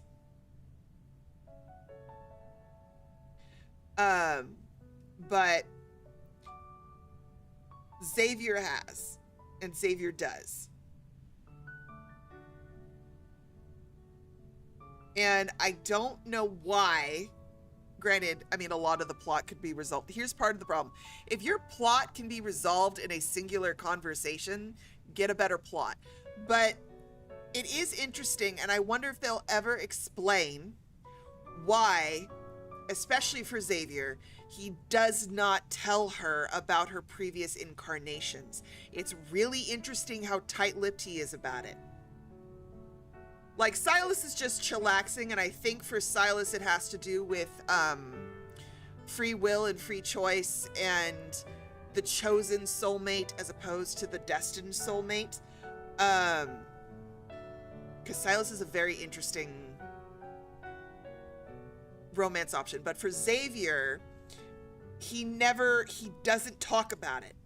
He skates around it, he hints at it, but he never actually divulges, hey baby, you've gone a couple of rounds and I've met you in multiple versions.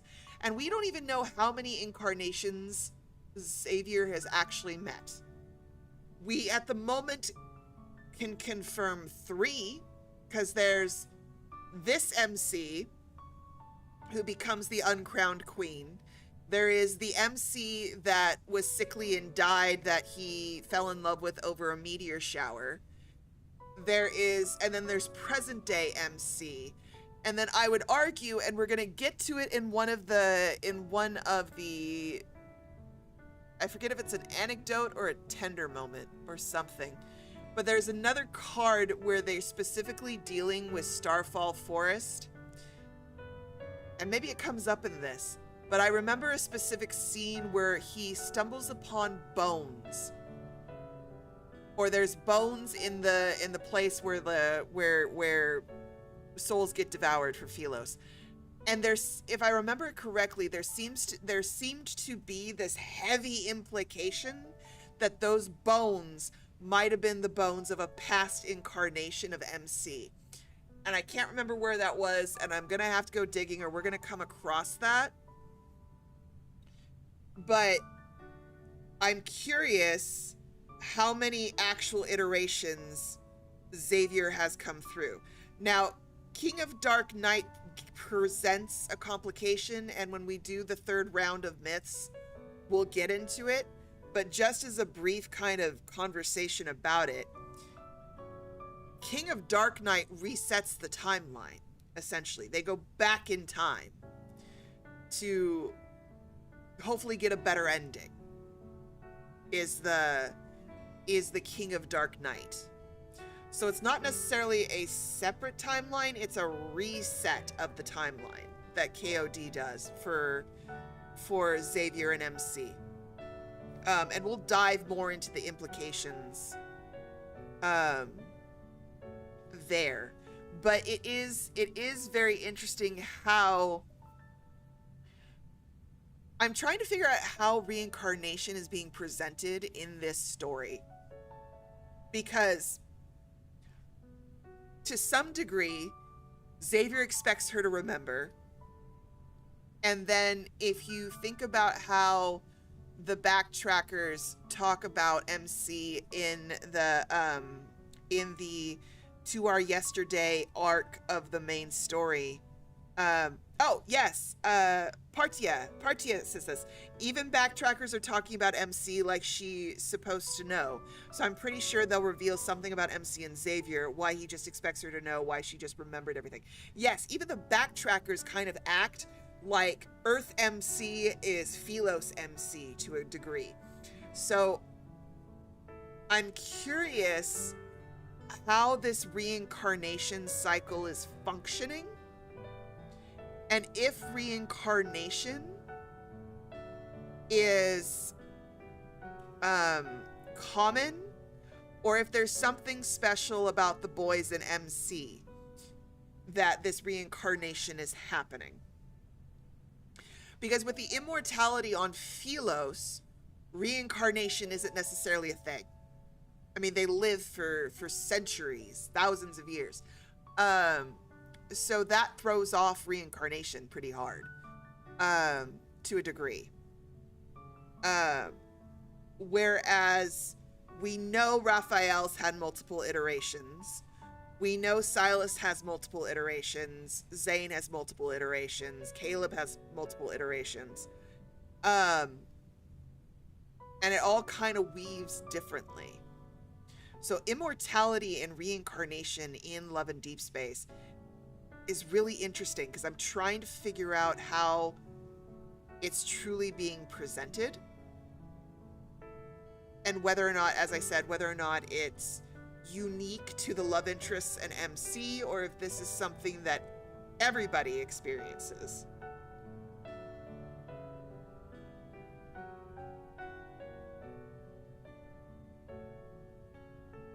Partia, I think that in some ways Rafayel and Sylus have a sadness about not being remembered. Has less to do with the expectation that she remembers, and more to do with a certain level of abandonment. Rafayel has abandonment issues, like a lot of, like, part of the character growth and romance arc for Rafayel and MC is Rafayel learning to have a secure attachment and to kind of work and process through his grief in a way. grief is very tied to Rafayel. Like his grief is a very ongoing theme with Rafayel, and I wrote about this in the lore drop that I did for July on the Discord, where I discussed a little bit further the Jiaoren and their connection to Rafayel. But Rafayel is wrapped in grief in terms of mourning the separation between him and MC, mourning the loss of his present-day family at Whalefall Acropolis, and also mourning the loss of his entire civilization. I mean, his painting of Lumeria is an act of grief and devotion. So Raphael's desire for her to remember also has to do with technically present day Rafayel and MC met when he was a child and got beached before the trauma. So current version of Rafayel is desperate to be remembered because he bonded onto her, and he has the compulsion of the soul mark and the soul bond that is between them, that is desperate for recognition and reconnection. There's a physiological difference here in Raphael's bond with MC. Sylus wants her to remember because of the fact that, and it's said so beautifully in Sylus's third myth, that no one else wants him here.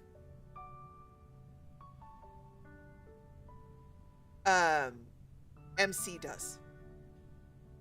MC is his sole example of what it means to be wanted, not just in a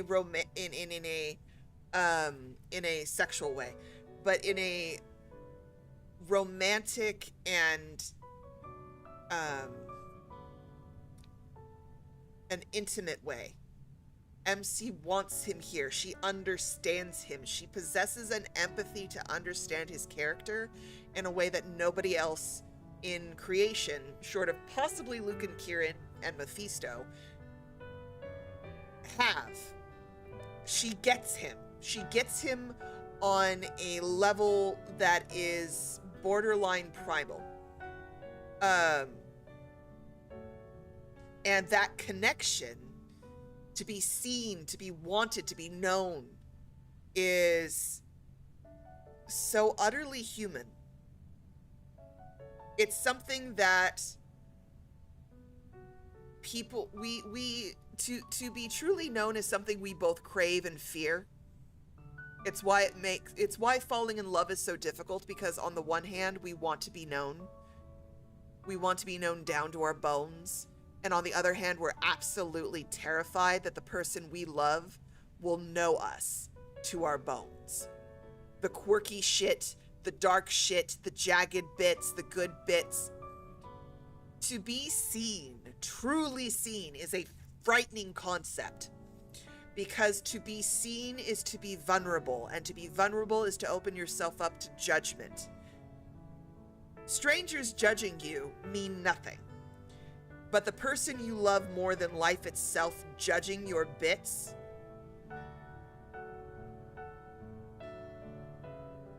that's frightening. That's terrifying. That's soul destroying. Because the vast majority of humanity, the vast majority of us, truly believes, I think, in the dark parts that we don't want to talk about, that no one can actually know us at our core and still like us. We're terrified of that. I think it's a very human insecurity, a very human fear.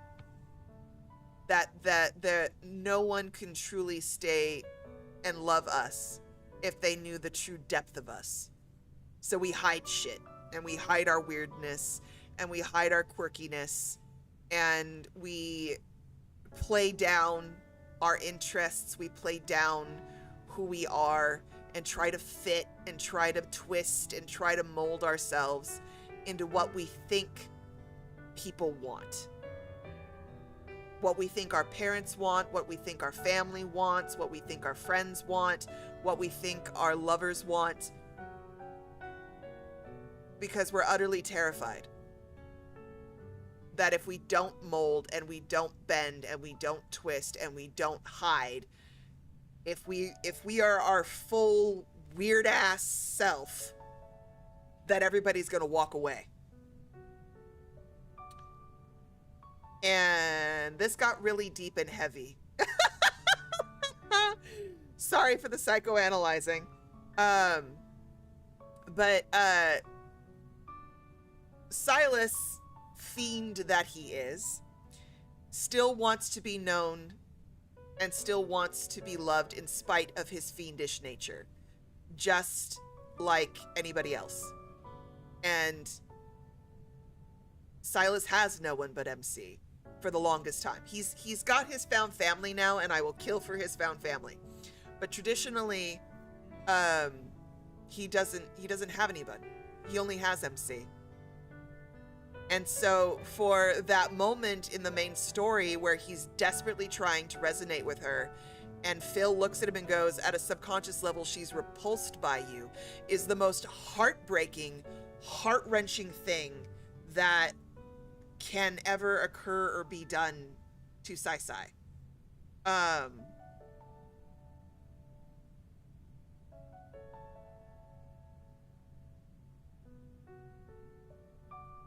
So with Xavier and Zayne and everybody, it all comes back to the same. I don't even remember how we got on this tangent. Dear God. Sorry to take it that deep, guys.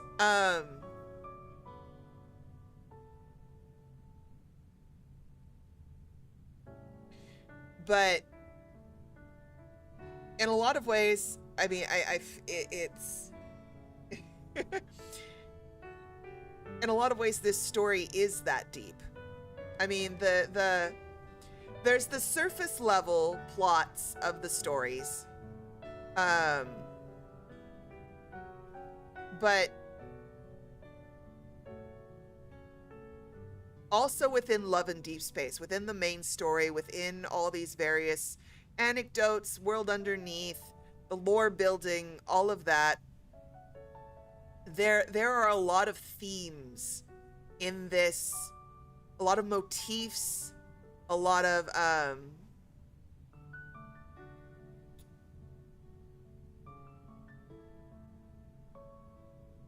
symbols that have to deal with really, really heavy topics.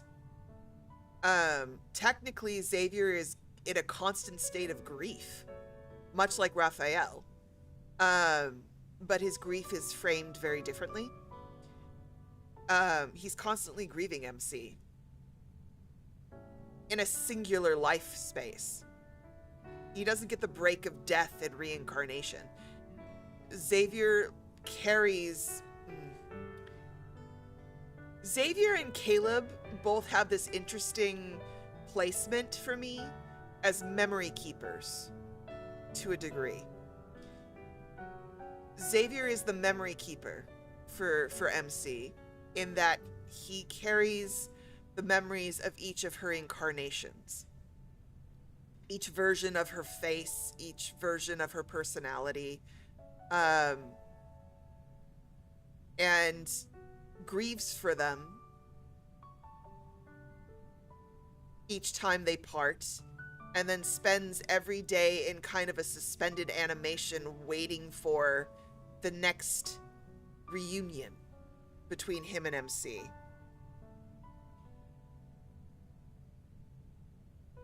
And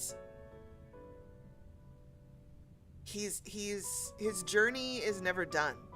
He starts this journey and it never ends. It just continues. And there's a parting of ways, a returning of ways. And he's kind of a living record of MC's existence. Caleb acts as the memory keeper similarly, in that while Caleb is not the memory keeper of every incarnation of MC, there is a repeated theme of memory. He's constantly bringing up childhood. He's constantly bringing up things that they did together growing up, reminding her of these events. And I feel like it's twofold. On the one hand, I think he has taken on the duty of remembering for MC because he's been through a couple of rounds of her brain etch-a-sketching itself and starting over from scratch. I will die on the hill that they knew that they weren't just both at the Gaia Research Institute. I swear to God that they actually knew each other at the Gaia Institute, like hung out. And because that line, "Hi, my name is Caleb and I will always be at your side," is such a script. It is a repeated phrase that he keeps, that he has stated. It is an anchor point. It is the phrase of a small boy who was trying to comfort a scared small girl who couldn't remember anything and had been wiped blank again. And so he has to reintroduce himself over and over again. But I also think, in a way, the repetition of memories for Caleb is how he also preserves himself, because you have to remember that Caleb is constantly under threat by the Turing chip that is trying to eat away at his memories, his personality, and everything else. MC is the core of Caleb. By keeping MC's memory alive, he is keeping a version of himself alive. It is self-preservation. But you know, it's like a dementia patient or an Alzheimer's patient fighting off memory loss. If he keeps repeating the memories, reminding MC and reminding himself, then he can remember the Caleb that is the core of him.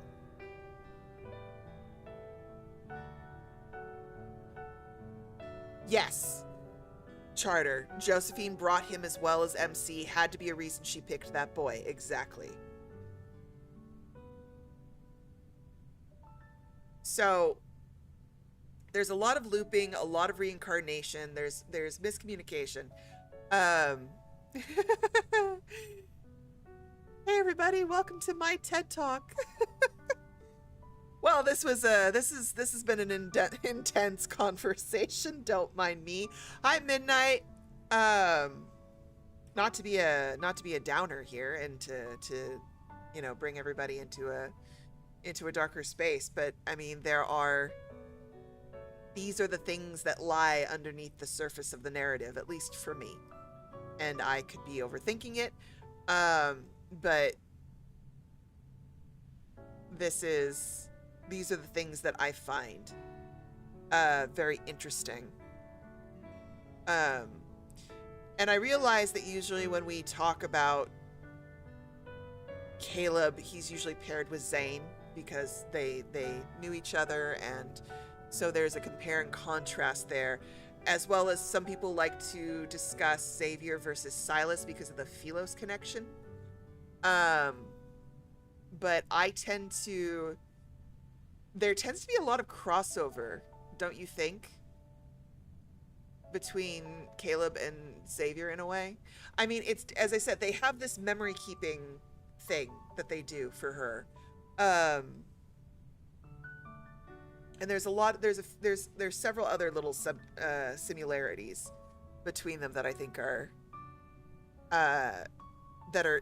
interesting. Outside of the typical comparisons. But yes, Xavier, going fully back into Xavier. I mean, yes, Ms. It's all of the boys are parallels and foils for each other in a lot of ways. There's a lot of crossovers and a lot of comparisons between them. Absolutely. But yes, going back to Xavier, going back to this I don't know why it's you're getting closing time in your head, Ches. It's Cheska, I always get, specifically for Xavier, I get Rocket Man in my head every time. Not gonna lie. Have a good day at work, Sid.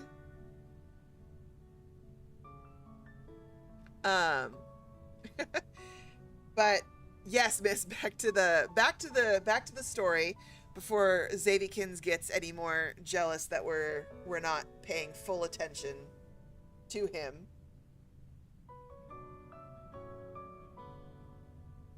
Despite this being a sad matter, Xavier wasn't in the least bit upset for some reason. We've crossed paths, but she has no memory of me. She can't even recall the time she gifted me this tassel. There's a certain expression she uses whenever we meet. Oh, son of a bitch. Do you think he actually... Oh, I just realized. I wonder if he interprets her... this version of Xavier, because again, they're immortal. Well, as close to as immortal as one can be. They live for an exceedingly long time. He might be interpreting the death and the reincarnation as there is no disruption of memory. And that's why he's like, why don't you remember? You just kind of took a nap and came back.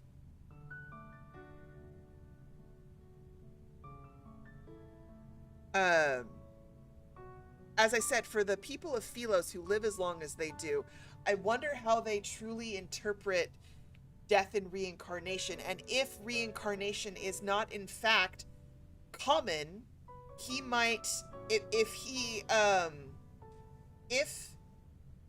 reincarnation is not a common thing for the people of Philos, then MC's return might be very confusing for Xavier, because in his mind, she should remember. If she's back, then why isn't all of her back? Which would be really, that would be interesting. And that would explain part of the reason why he's like, bitch, why don't you remember me? Because death is so uncommon. And if people do die, it's rare to see them come back. So I'm wondering if MC, because even again, remember, Xavier technically, the King of Dark Knight resets the timeline. Xavier hasn't died. Xavier has been a continuous person. He is contiguous. There are no segments here. It has been the same Xavier on Philos that got in the spaceship, that got onto, that made it to Earth, hung out for 200 years on Earth. Like, it has just been him this entire time. So it could, yes, Charter, exactly, which would make it more of a culture clash rather than a miscommunication, because they have no frame of reference for reincarnation. And the story of Love in Deepspace has made it very clear that MC has a life cycle that is bound like a phoenix in the act of reincarnation, and like a star like being born and dying and being born again. So he might not have a frame of reference at all for the reincarnation cycle. And she herself is, because it is separate timelines, as much as I joke, she herself is an aberration to the cycle of life that he understands.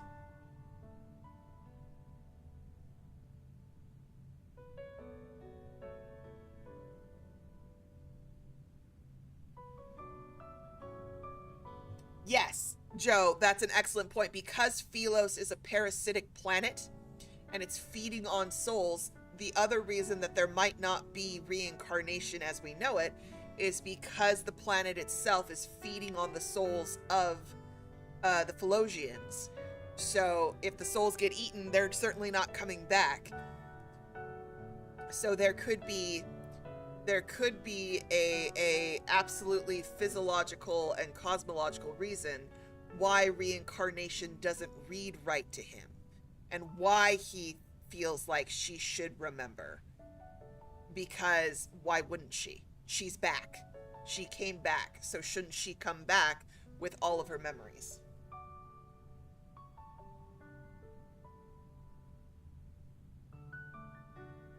As he spoke, he glanced at me, seemingly dissatisfied. It is one of blissful ignorance and wonder. How dare she?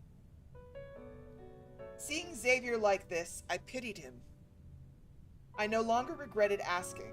I could only feel indignation for what he suffered through. Xavier, I need to tell you something. What is it?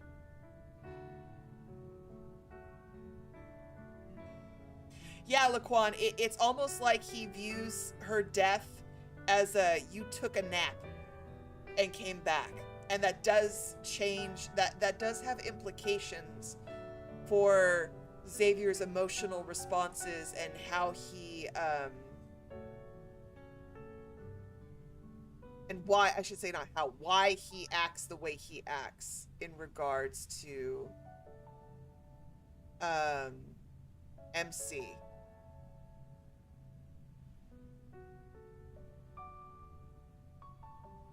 They might be consecutive, Neko. I don't know. I don't know how many years between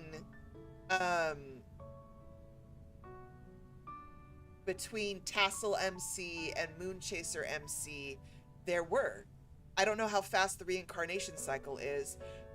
And given the Philosian's long lifespan, what age does he go to school? Like, this is like dealing with the Asari in Mass Effect. Liara is like 200 years old, but that puts her at about 20 or something. So the question is, how old is Xavier in Philosian years versus where would we put him on Earth in that maturity line? And how does school work in that fashion? And how many decades do they just chillax before they go to school? Like, there needs to be much more fill-in. I gritted my teeth, deciding to be honest with him.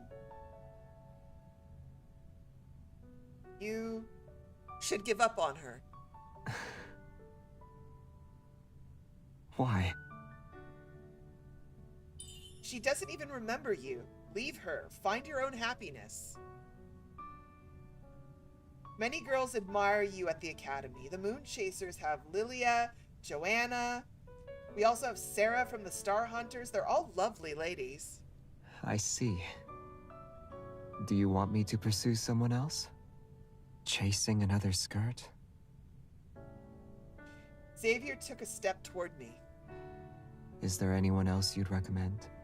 This is absolutely giving me Sylus from Cat Caretaker of My Lady, do you truly want me to be someone else's cat?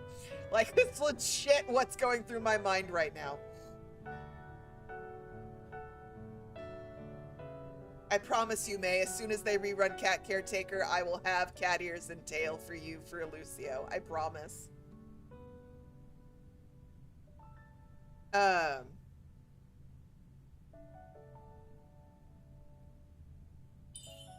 The staff at the dining hall, the young miss at the bakery.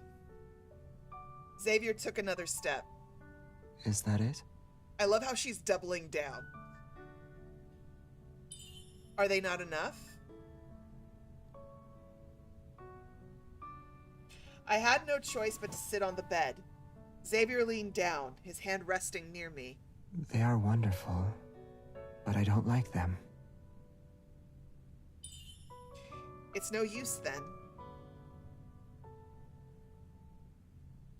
I sheepishly avoid his gaze, looking elsewhere. I heard Jeremiah say your betrothed had been selected. Have you met her? I don't know.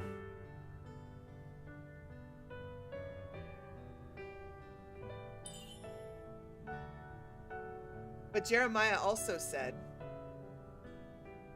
Xavier closed the distance between us. It was a breath away, our noses almost touching. Do you fancy Jeremiah? Huh? You always speak highly of him. If he's your suitor, I'll pay him a visit before I leave. For what reason?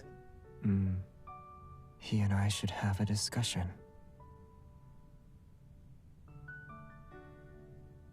It didn't seem like he wanted afternoon tea, but a duel. I tried to hold Xavier back. Don't you dare. I asked him to inform me of the rumors. You are concerned about him. He's not a bad person. He's foolish and always needs my help. Of course I'd be concerned So if... you fancy fools who request your aid. What makes you say that? Xavier narrowed his eyes, then sat down next to me on the bed. While I was perplexed, he took off his brooch. Put this on for me? You were wearing it seconds ago. I believe it was crooked. I'm not capable of putting it on properly by myself. This is the idea of a fool that requests her aid. Taking off a brooch and having it put up back on. Oh my god, Xavier, why? Hi, Ditch. You missed me going off on a very deep and intense tangent about being seen. You're gonna love it in the VOD. I think I traumatized several people in chat. Like, you just want to smash their heads together and be like, now kiss! I swear to God, these two idiots. I need your assistance.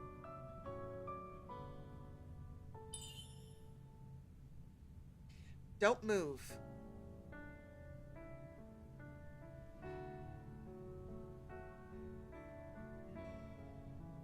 I took the brooch and moved closer to Xavier. Is it on? Yes. Having spent a lot of time with Xavier, this was the closest I had ever gotten to him. Maybe the brooch's clasp was designed to be tight. I was nervous. You can't put it on either. You and I aren't the same. What if your betrothed dislikes your inability to wear your own brooch? My betrothed could be as much a fool as I am. She'll be incapable of putting on a brooch for me. I accidentally pricked my finger.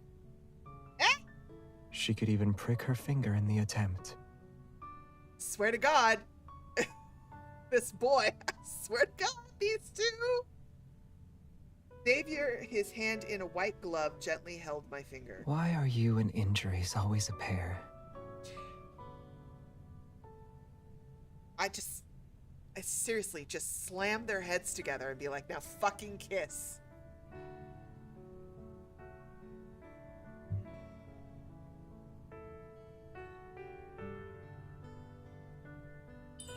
You should ask yourself.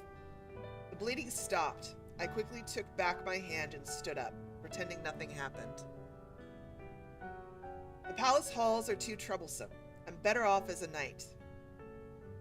In a few days, you'll officially be the crown prince and eventually king.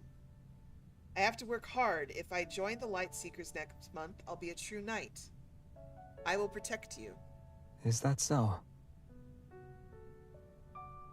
Are you sending me a gift if I take the throne? I thought about it. Can I also give you a little star? A little star. I poked the hilt of Xavier's sword. I think your tassel was ruined during our duel yesterday. I'll buy you a new one. Fair? I want it handmade. Before I could respond, Xavier stood up and attached the sword to his waist. I must take my leave. This dude has legitimately done everything but fucking say the words, "Will you marry me, dumbass?" Granted, I'm saying this knowing that I myself am really oblivious when it comes to, like, things about me. I can clock it on everybody else. Like, 2 seconds in a room and I can go, yeah, no, honey, that man wants you. Or no, she's totally flirting with you. When it comes to me, someone could hit me with a 2x4 and I'll be like, they were so sweet. They're so polite.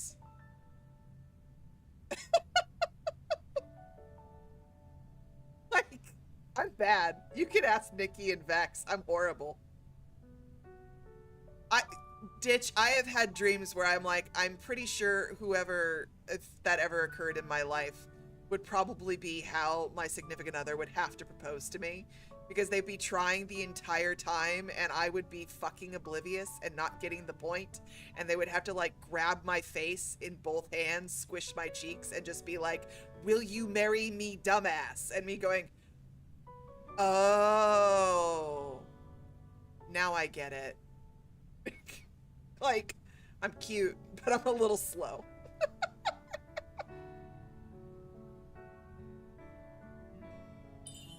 Already? I should already be at the palace, but someone overslept. There was a delay.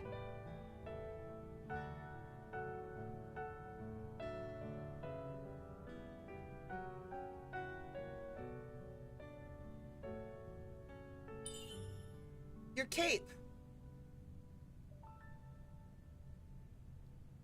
Xavier stood at the door and looked back, his silhouette basking in the soft afternoon light. I met Xavier's gaze. It dawned on me that this person, the Prince of Philos and future Crown Prince, he would be the one I would swear to protect forever. I handed him the cape. When will you return? Should I even be asking? He put on the cape and smiled. He always did whenever he would leave. I'll return when you wish to see me.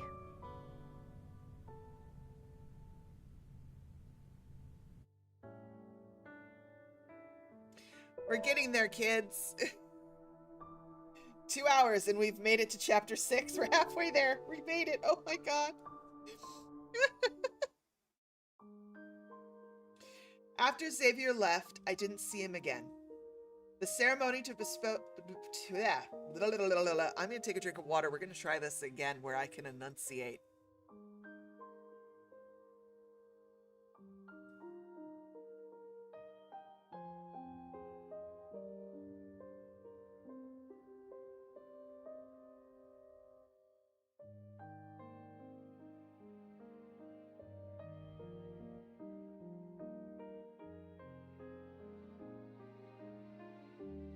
All right, here we go. After Xavier left, I didn't see him again. The ceremony to bestow him the title of Crown Prince wasn't held. Xavier never returned to the academy either. No one told me why, and my teacher refused to speak of him. 1 month after Xavier left me, I passed the exam to join the Order of the Lightseekers. It was my first step in becoming the grandest knight.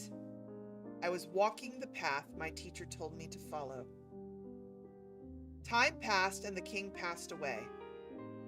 There was to be a mourning period of 200 years before his successor took the throne.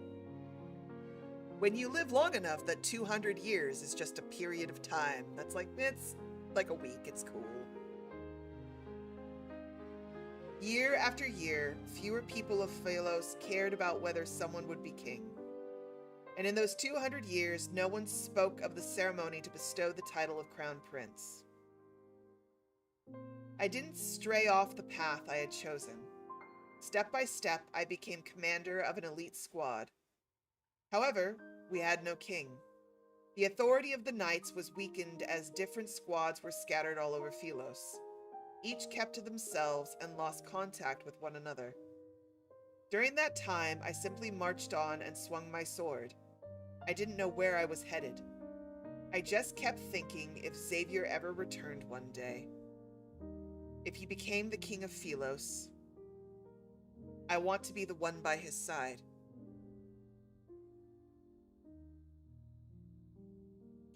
Years later,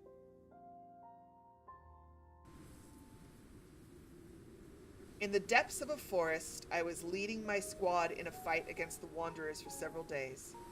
Everyone was exhausted from the endless, sporadic battles. At night, I sat alone in the forest clearing, planning our next move. Starfall Forest was always home to an unstable protofield. Not a single person made it out alive these past few months. I doubt we can take down the beast. You're ruining the mood. If the best knights of the Order of Lightseekers can't defeat it, no one can. Xavier's Gladius ceremony took place here. Always brooding over that. Your persistence is... No. Could it be? Nonsense. After we graduated, Jeremiah became a Lightseeker. He was one of the best knights under my leadership. And in the past 200 years, he was the only person I could talk to about Xavier. Yes, Binks. Hello. Ugh. Excuse me. Is that more comfortable for you, my tiny god? Here, let me completely rearrange my setup for you. My one true boo. Okay.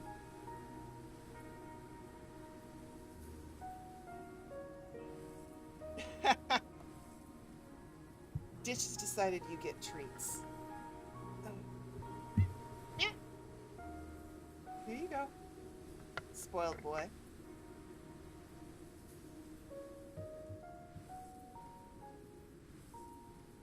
Okay. You go back to sleep. I'm reading the iPad.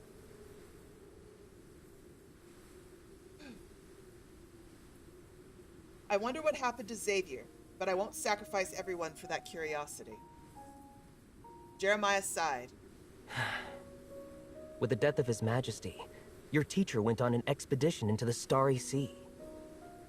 The Lightseekers are supposed to serve the Crown Prince, but that bastard Xavier... We're all scattered to the wind.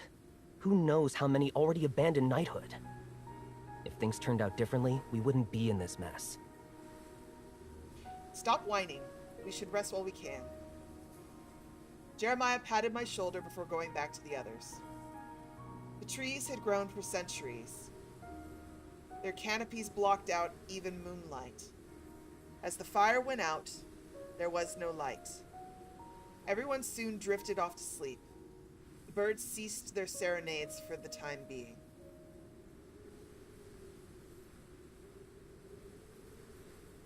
I didn't fall asleep, not when a white figure appeared in the depths of the forest. In spite of the darkness, it was cloaked in a soft light. Our gazes met before it walked away. It can't be. Xavier?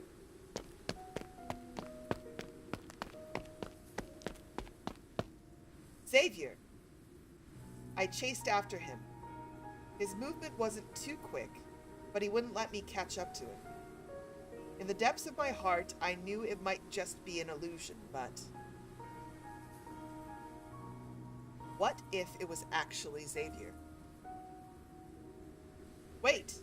Xavier!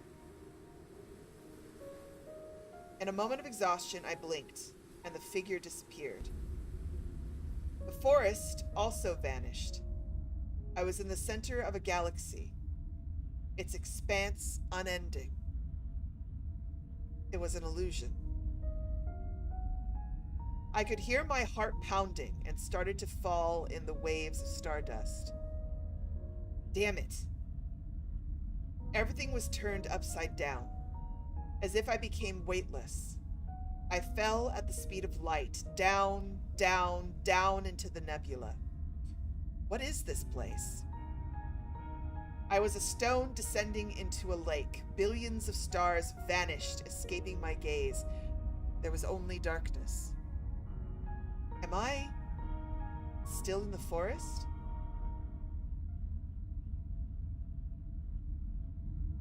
Embraced in darkness, time and space dissolved into nothingness. When I opened my eyes or not, it mattered not. The line between life and death blurred. Did I die? Death was so quiet, weightless. I'm a feather floating in the starry sea. I didn't need to be afraid of dying. Still, my only regret was I wasn't able to see Xavier one more time. It's you, isn't it?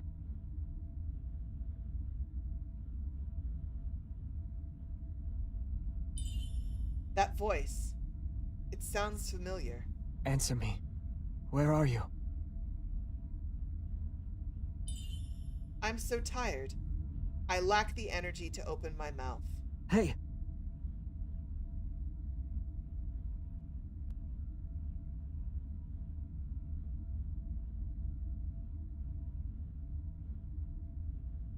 Before I could sink into my dreams, a blinding white stung my eyes. A beam of light. It was like watching the universe be created. Light split the darkness and swirled. From light everlasting, the world unfolded. I opened my eyes, unsure if this was still an illusion. Don't fall asleep. Please, wake up. In a fathomless bright world, I saw Xavier's face again. You can't fall asleep. Let's go home. Together.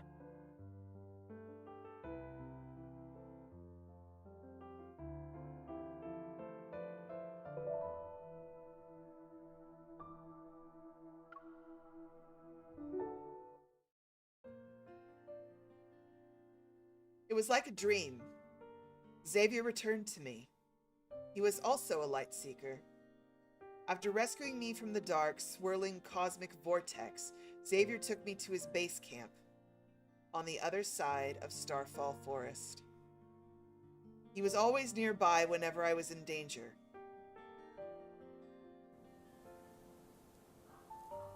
Strictly speaking, Xavier's squad was not official. Each of the knights wore a different badge. They most likely belonged to various groups in the Order of Lightseekers prior. I knew nothing of their experience or beliefs which made them join Xavier. To think you were actually here. We all thought you went missing. Jeremiah still spoke his mind, just like back in the academy. I've been investigating the forest for the past few years. It's always infested with wanderers. There's something afoot. The Lightseekers hunted down wanderers in this area, only for the beast to be reborn. What a waste of time.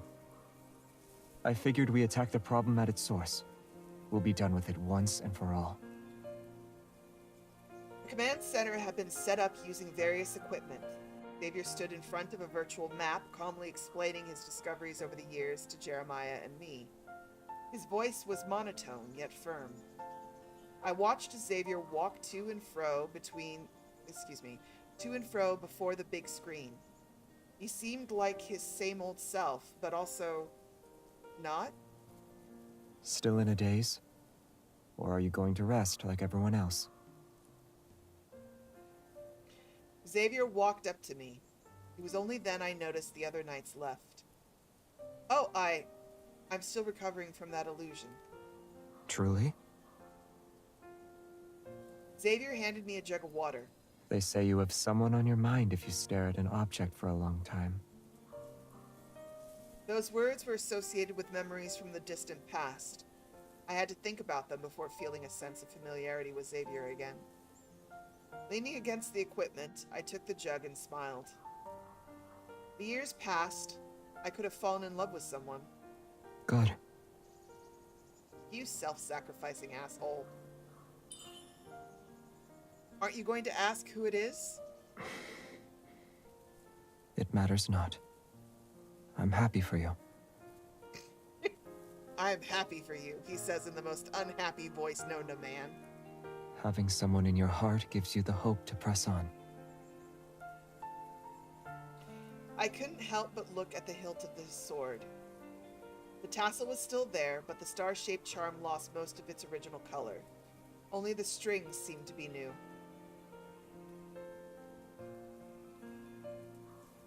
You cherish that tassel. I do.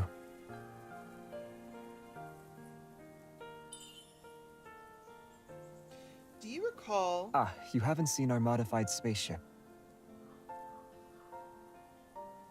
It's not far from here. Follow me.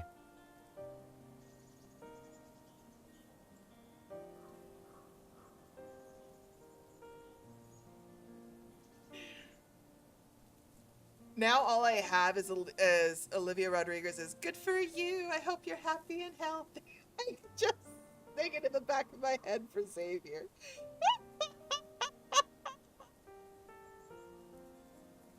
Oh dear God.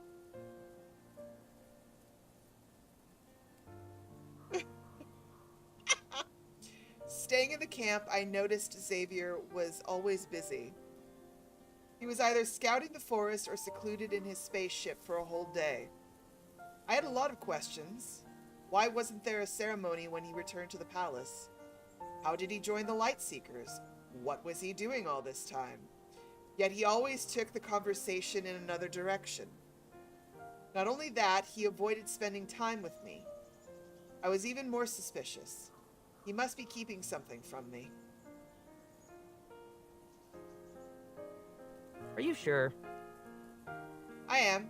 I'm counting on you to find out the truth from Xavier. Don't overdo it. Understood. At least I can help you after all these years.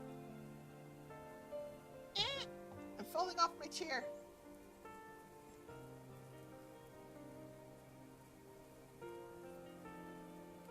Night King. Get some sleep, honey. Okay.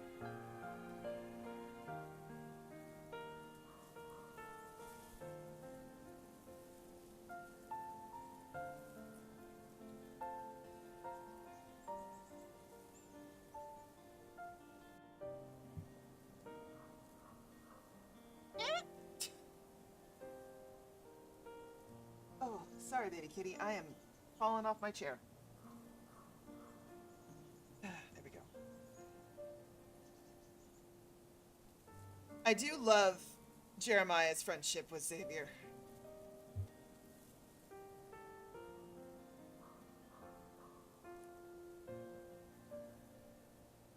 Xavier had just returned from the forest.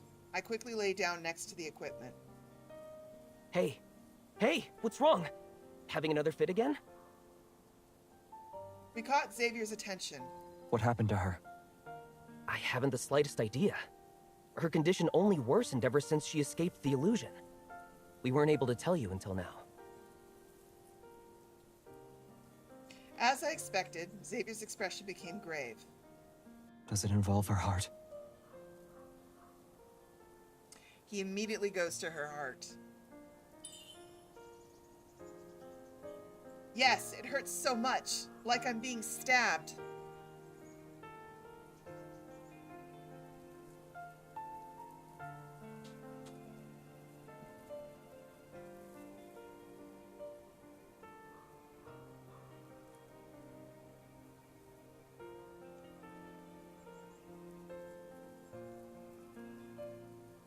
Some weird energy must have if we find the cause. I swear on my honor that she was crying.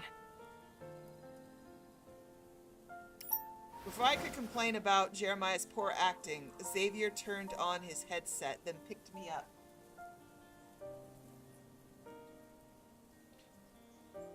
Are you still in the spaceship? I need to borrow it. Put Operation Backtrack on hold for now. Yes, at this very moment. Yes, because this is a better plan than, I don't know, just fucking talking. Ah, no, no, no! The situation is getting out of control. I hurriedly stopped him. It's fine, Xavier. You don't need to use the spaceship. Xavier was still suspicious. I quickly stood on the ground and jumped up and down 2 times. Everything's working. You lied to me? I had no choice because you wouldn't tell me anything even when I'd been here for a while. Xavier unexpectedly wasn't upset. After he was assured that I was fine, he ruffled my hair. As long as you're healthy. But his reaction gave me some clues. Why were you anxious? What did you discover? Does it affect someone's heart? It's all speculation. Hence why I didn't tell you. Xavier seemed to trust me. He turned to look in the direction of where I saw that white figure. It's not just a person's heart. This concerns the entire planet.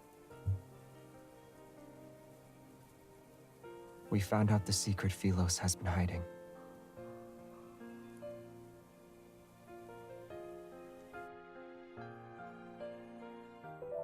Dun dun dun. Chipotle! Enjoy your Chipotle, Kirschka.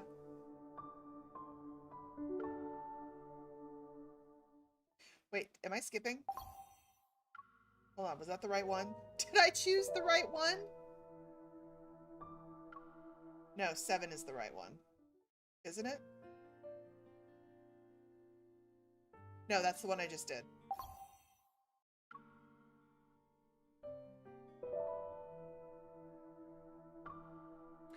Don't mind me, just a little confused. It's cool. Either it's the truth or Xavier's guess. In the center of Starfall Forest, which had an unstable protofield, was the heart of Philos, but it was hollow. Philos was made by mortal hands. It shouldn't have existed, and the core's energy had long been exhausted. The only way to keep the planet from dying was to fill its heart with energy. Philos was a planet where almost everyone lived eternal. Thus, humans were the most abundant resource that yielded much energy. Almost everyone who set foot here became the planet's food. Why didn't that stick out in my brain until now? That Philos is a man-made planet. It's not a natural planet. It's a created planet. Which begs the question, who created the planet? Was it humans from Earth?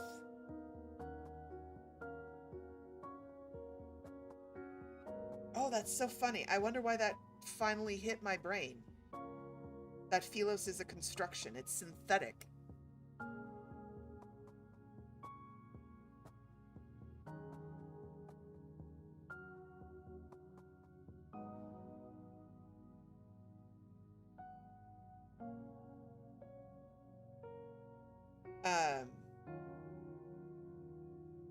Wanderers were a side effect born from the abnormal phenomenon.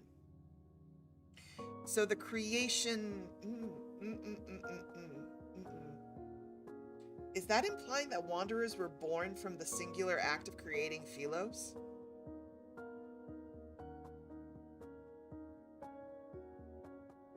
Is Philos the home of wanderers? No.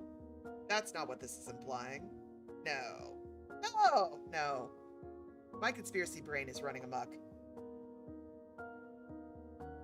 Xavier was aware of this during his Gladius ceremony.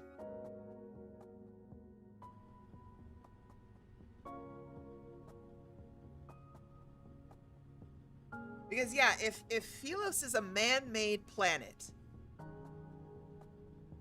and wanderers were born by this anomaly,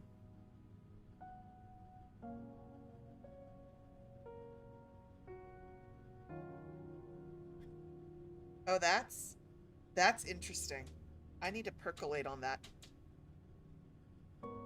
Okay, pardon me, everybody. I need to go yell at my cat for 2 seconds because he refuses to not stick his claws into my blinds and destroy things that I can't afford. Please hold. I have to go, mother my fur child for a hot second. But while I'm gone, here is, if I can get the thing to reload. Or not. Okay. I was gonna play a sound alert, but it's not loading for me right now. Hold on. Mom's got to mute.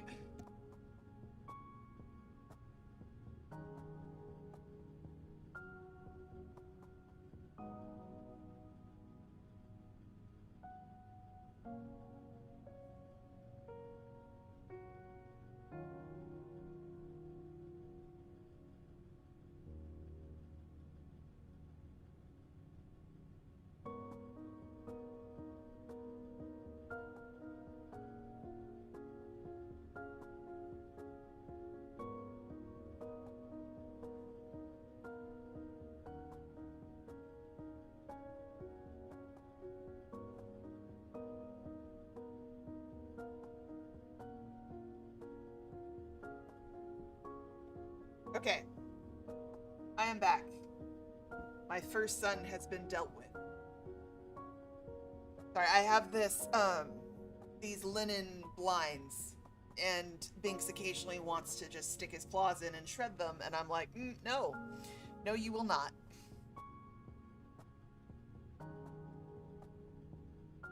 He gets fussy. Especially when he, thinks he's not getting enough attention.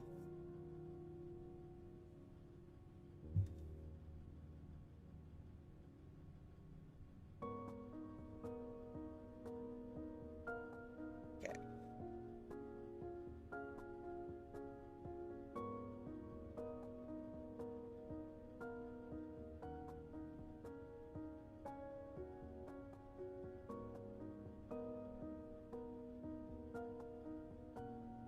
We know the Wanderers came through the Deepspace tunnel, so one could argue that if Philos is the source of Wanderers because the anomaly of creating Philos and creating a synthetic planet gave birth to Wanderers, then yes, it's...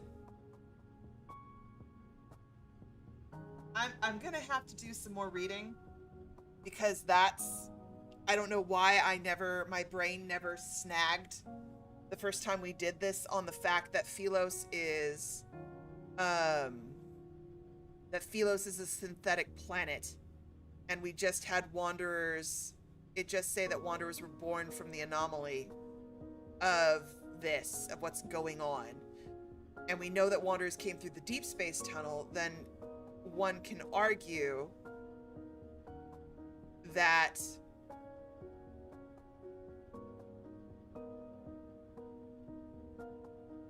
yes, it didn't lead to new life. It turned people into Wanderers, minions of the Protocore. Yes. Well, and you also have X-Hearts from Carter and Xander Sciences. But does that mean that Philos is what's on the other side of the Deepspace tunnel? Is the Deepspace tunnel connecting Philos on one end and Earth on the other? Like, there's some interesting implications. And we have yet to make it through the anecdotes as well. Though we have done some of though we have finished World Underneath. There is a lot. The lore in this game is just wild. All right. The Gladius ceremony 200 years ago. The prince returned from the forest. The light blade belonged to him as well as the Wanderer's Protocore. Well done. His Highness presented the Protocore to his father. Shouldn't the Protocore warrant a formal inspection? The Lightblade deemed you worthy. Is there no need for formalities, or are you unwilling? A heart was once in this Protocore. Am I mistaken? I knew you'd catch on. However, it is a necessary duty of the Crown Prince. It is also the King's responsibility.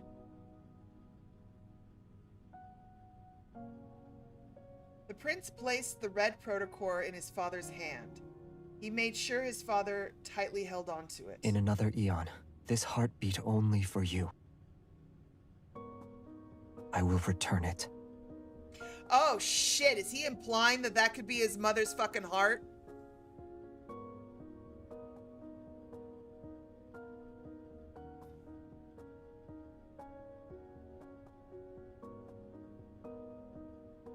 No, that couldn't be what he's implying. That his mother became a wanderer. Oh god. That would explain why he was so fucked up. Because that line is so distinct.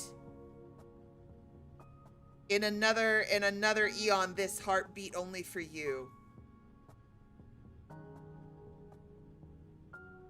Now, that could be just implying that, it's the heart of the people of Philos and everybody serves the king. But that's such a pointed fucking line. Like a ridiculously pointed line.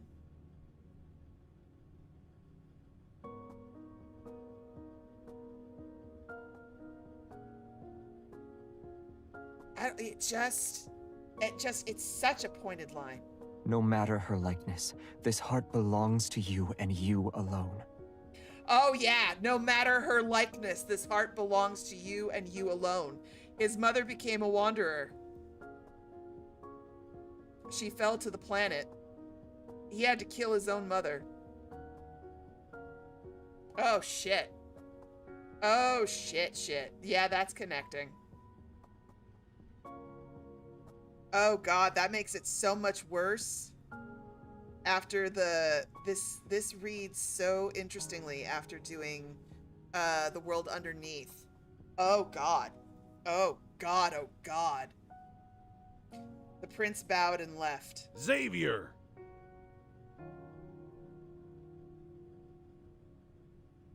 Listen to me.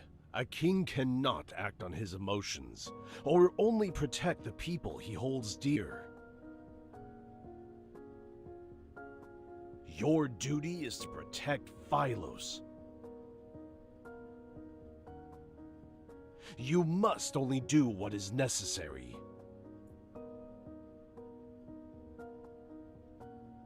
We just got pretty much the confirmation that in the Gladius ceremony that Xavier did in his, his coming of age, whatever, to prove that he was the one true crown prince, that he had to kill his mother, who was a wanderer, and he gave his mom's heart back, i.e. the protocore, to his father, because no matter her likeness, like, Nikki, listen to these lines. The prince placed the red protocore in his father's hand. He made sure his father tightly held onto it. In another eon, this heart beat only for you. I will return it. No matter her likeness, this heart belongs to you and you alone. Like, yeah, that's full on. That's not even, to me, that's not even hinting. That's straight up confirmation. His mother died by becoming, because that would mean, if it's a protocore, that means that she became a wanderer, because wanderers are where protocores come from. So that has to mean somewhere along the line, something happened where she devolved or became a wanderer. The question is, how did that happen on Philos? Because we know with present day, it's the synthetic heart that's happening, the rebirth cocoons plus the X heart and the experimentation done by Xander Science / Ever that creates the artificial wanderers known as Alterum. But on Philos, which is when she gets fed to the, like, is it that she gets fed to the planet and reborn as a wanderer? Is it a mutation like does this become Resident Evil 2? Because it gets really fucking creepy if it's Resident Evil. But that's the G virus. I don't even know.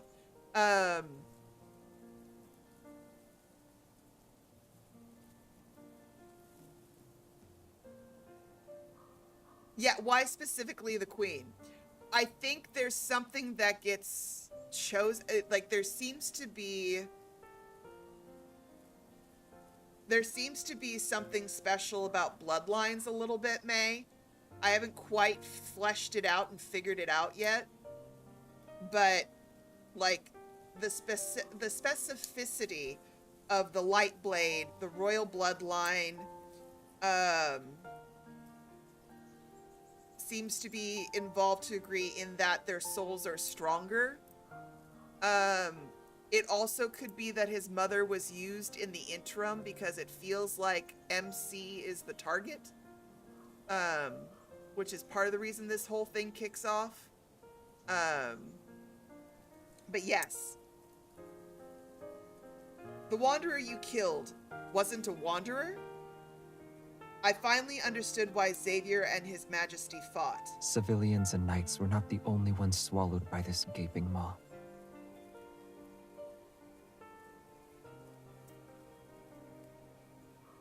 In exchange for the planet's longevity, the royal family occasionally sent in humans. wanderers would be born as a result.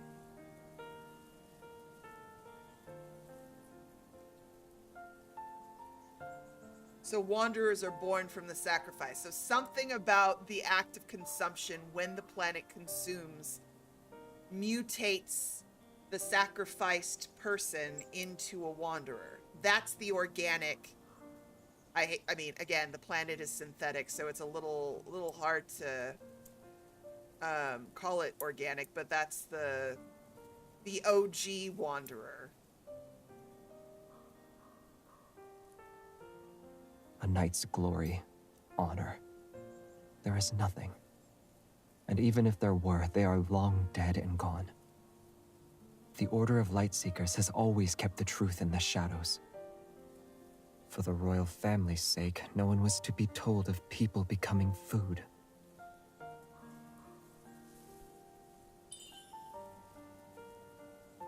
Upon my return to the palace, I learned they stopped sending people to Philos' heart. Is that not a good thing? No one has to die. They found the perfect sacrifice. She can die and be reborn without end. Yeah, see, this really does imply, like we were talking about earlier in the stream, this really implies, I think, that reincarnation on Philos is a very unique thing that might be solely MC. That unlike everybody else on the planet, only MC can experience the act of reincarnation. Hence Xavier's position of she's forgotten all about me.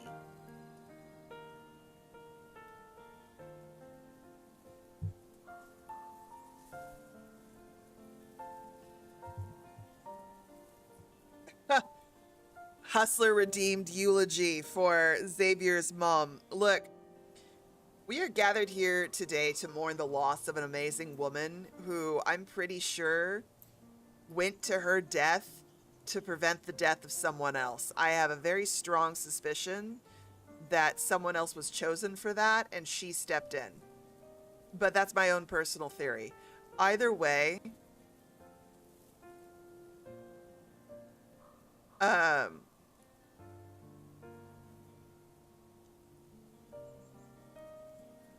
she did everything that she could to protect her son, and she did everything that she could to protect her people.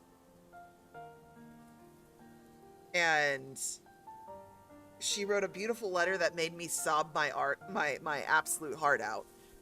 And she gave Xavier the observatory, which interestingly had an escape route as well. Like, there was a lot of layered meaning in the place that she gave him.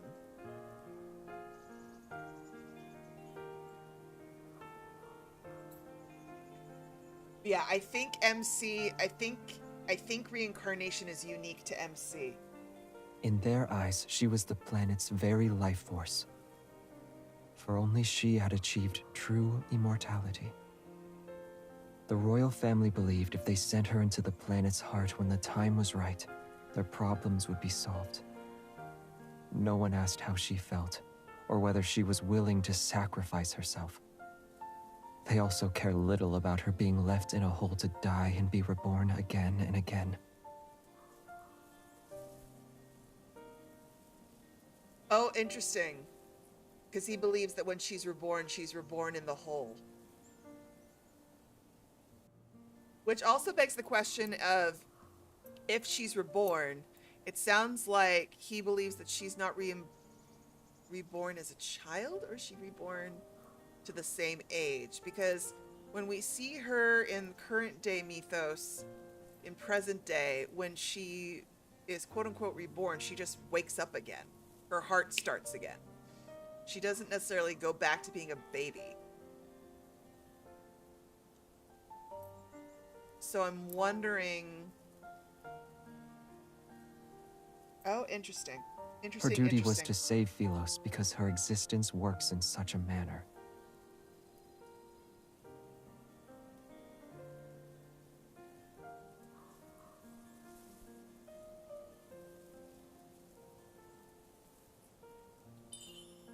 Yeah, Kieran, I think that's a fair point. She's the same age. Unless her body is destroyed, you get the impression. Yeah. Unless her body is destroyed, she kind of comes back as she is.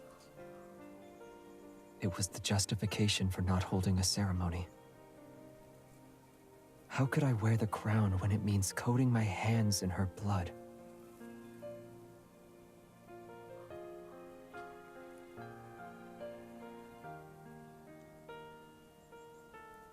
After that, Xavier and I never talked about it again.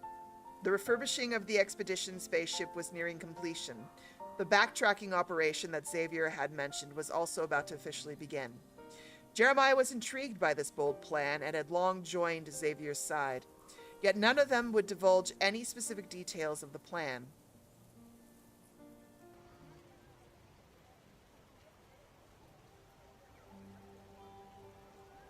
Silvercord is the closest town to our camp's location. They have a festival every 6 months. Partia, I think, well, yes, her body has been destroyed a couple of times in various myths. Because remember, if you go via the timeline, and I'm going to use Sylus in this instance, when we have his vampiric myth, her body is destroyed coming through the deep space tunnel.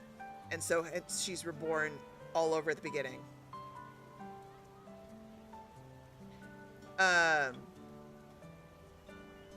Oh, Ditch, thank you so much for resubscribing. So I think what we can say is that wherever her last incarnation was with the boys, her body was destroyed because when it came through to this present day timeline, she was pulled out of whatever CERN-like experiment ever was doing, and suddenly there was a child. So we know she went backwards. We know she was reborn as a baby, as a child that grew, at least in the present day timeline.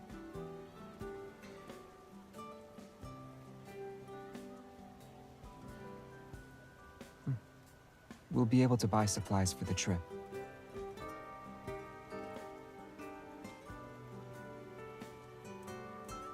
Perhaps it was because of the forest protofield that every family who lived in Silvercord grew strange, beautiful plants.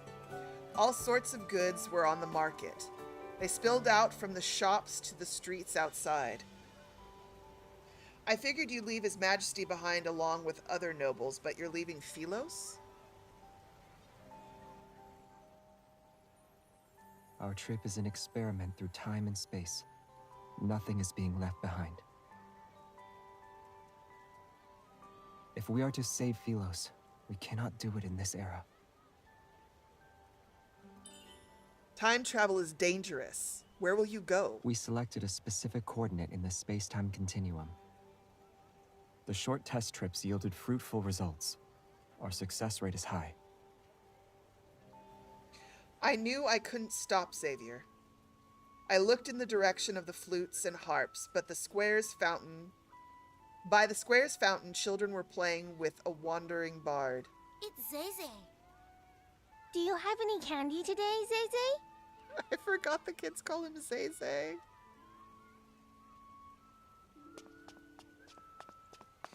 They surrounded Xavier. Xavier knelt down. None, I'm afraid. You said you'd bring some last time. You don't tell lies. Xavier searched his body, then took off his brooch. Won't you take this instead?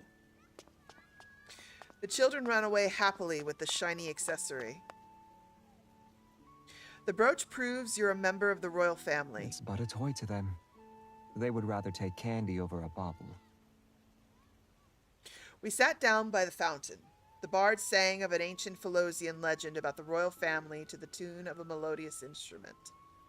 The wanderers continue to appear. For 200 years with no king or order of the Lightseekers, what can Philos do? I'm not the only person who could sit on the throne. Do you still remember our conversation at the academy? You said you wouldn't let me be another's knight, or let me stand by someone else's side. Are people not childish at times? What about her? Have you given up? Xavier wasn't carrying his sword today, but he knew I was referring to the girl who gave him the tassel. A rare instance of nostalgia appeared on Xavier's face. I cannot. She's my purpose, my guiding starlight.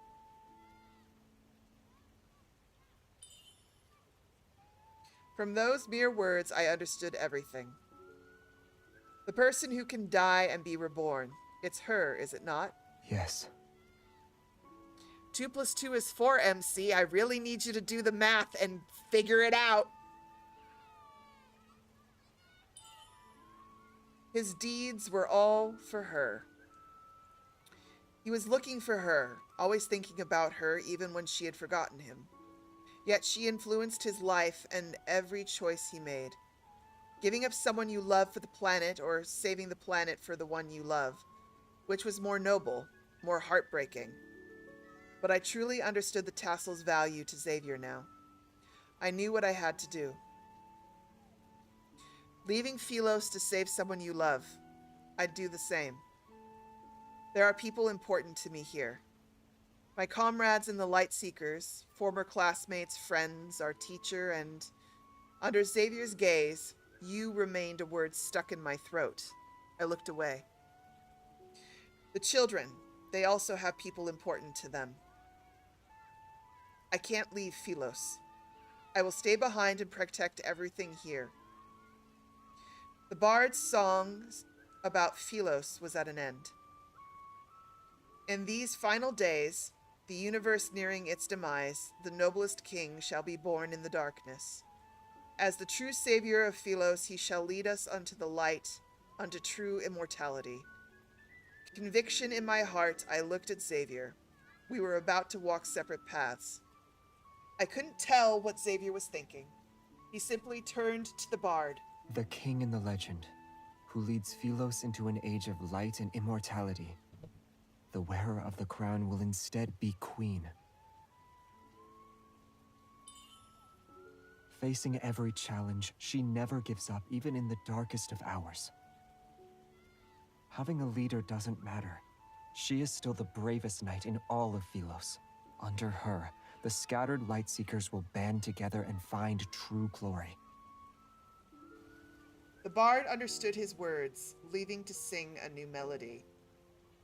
Through song, the bard would spread the legend far and wide. The legend of Philos' queen would sweep across the planet like the spring breeze sowing seeds from the mountains to the churning rivers. And just as the arrival of spring after snow melts, everyone would celebrate the joyous occasion.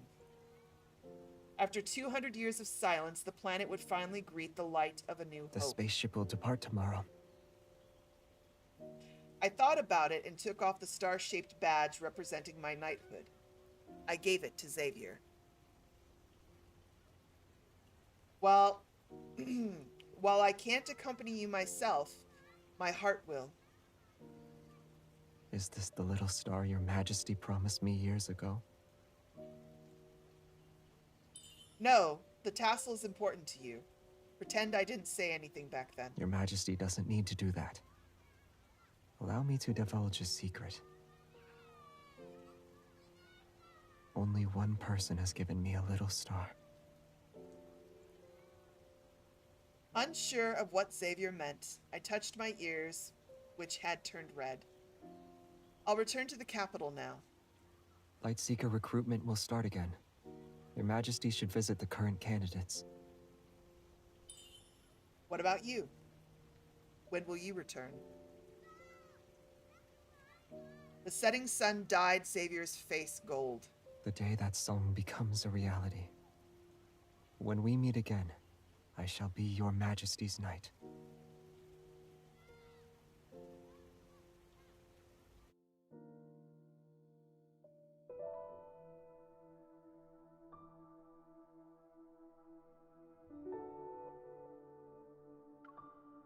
And here we go. At a coronation, the queen and her grandest knight should receive the people's blessing. Yet my knight is before my eyes, refusing to stand next to me. Many things have changed since we left Silvercord. It's hard to remember the details. From knight to princess, my arduous journey brought me here. Xavier and his backtrackers have long since left the Lightseekers. They are regarded as traitors. Once our paths diverge, it will be difficult to see each other. You, of all people, should know the price Philos will have to pay should you fail. The goal of the backtrackers isn't what you told me those years ago, is it? Xavier lowers his head and clenches the hilt of his sword. Only then do I notice the charm on the tassel had been replaced with the badge I gave him. I don't know what made him replace it, but there's no point in asking. Our teacher once said, wherever a ruler points, a knight's sword must follow. I remember. He gives me a look I can't tear my eyes away from. Yet the depths of his gaze are unfathomable. Though your majesty may think otherwise, I haven't changed. He takes my hand and kisses the back of it. May Philos prosper under eternity's divine gaze.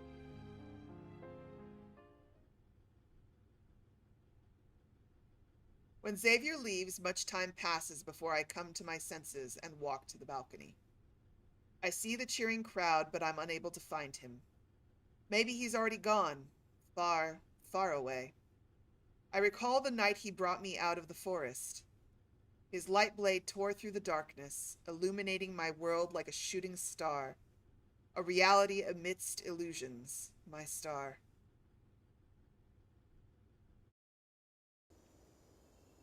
Awoken from a daze, a familiar person sits next to me. It were as if he never left.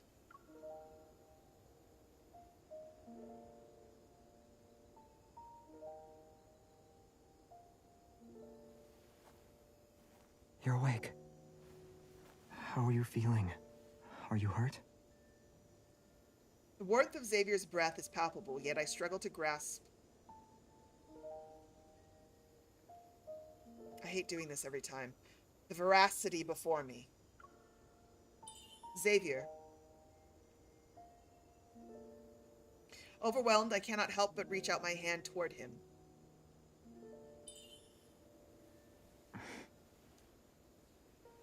You're not dreaming. It's me. I came back.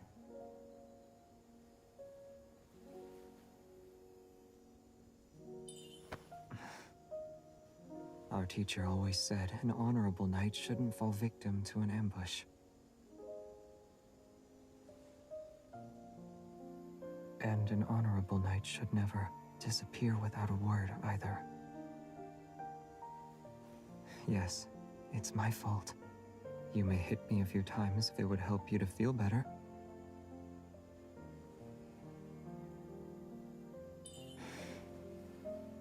Can you stand? Steady. I can carry you if you can't walk. And even if you could, I wouldn't mind carrying you. He rescues me from the dark. I'm gonna pause. He rescues me from the darkness. With every step he takes, accompanied by the gentle chirps of insects and the wavy leaf sea lavenders emitting a soft, ethereal glow.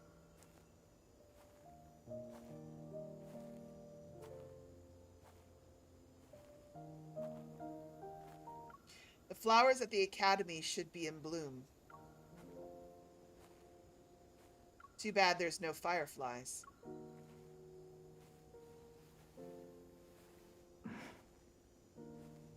Fireflies, just for you. You made those specks of light. They aren't fireflies. You can't lie to me.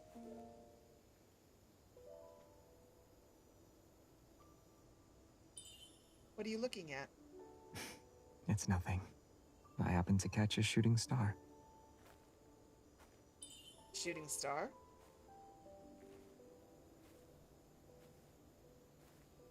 Do you still remember Uluru, Yes, Xavier? of course I do. Our little planet. Do you think Uluru will turn into a shooting star? Unlikely. It's only 200 years old. It's a very young planet. However, Uluru's flowers should be blooming.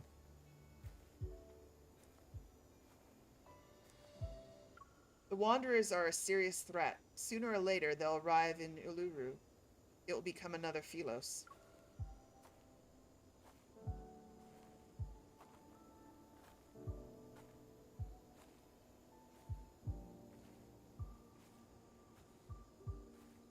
I'm tired, Xavier.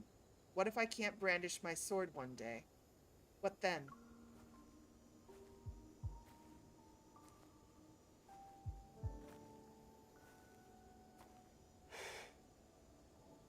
You rest. I'll be by your side, always.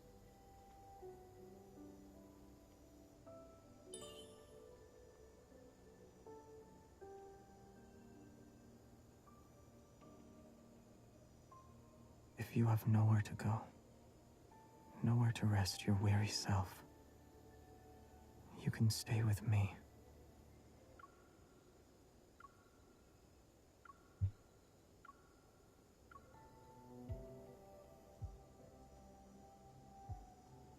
You always lie.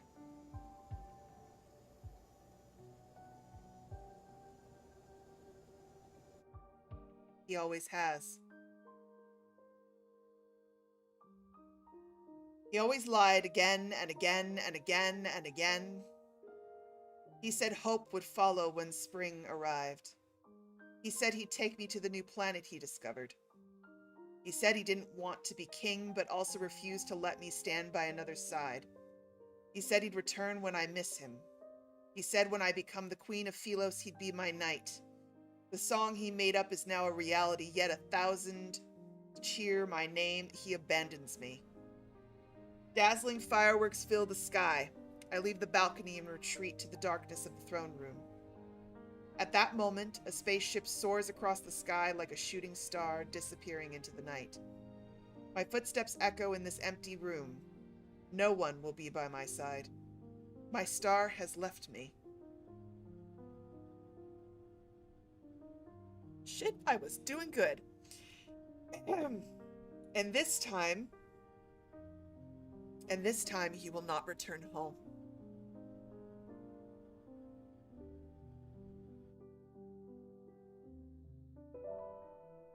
Oh, I was doing good till that last line.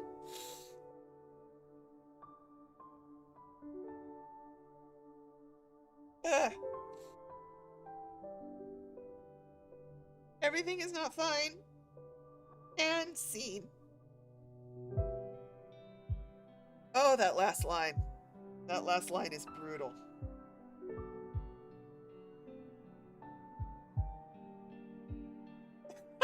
Don't know what card that was, but that was brilliant. That was the correct one. I being seen.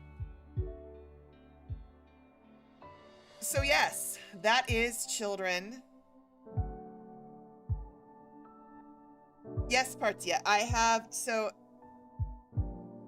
all the myths, everybody. I have all of them. Every single one.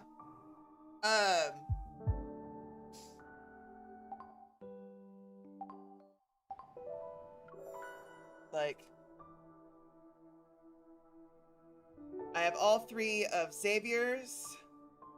I have all 3 of Zayne's. I have all 3 of Rafayel. I have all 3 of Sylus. And I have all 3 of Caleb.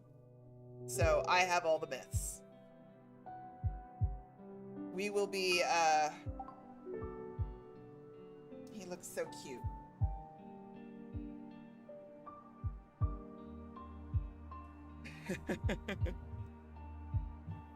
All the angst. So yes, today, children, is the beginning of our myth sessions. Going forward, every Tuesday will be dedicated to a new myth. Today was Lightseeker.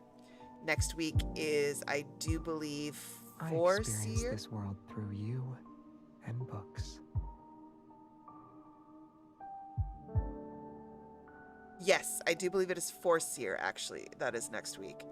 The fourth myths are gonna just kick our ass.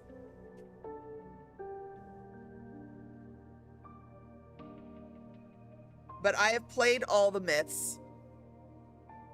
And this is part of the reason why I'm enjoying going back with all of you. You just smell nice after being in the sun. Can you also smell?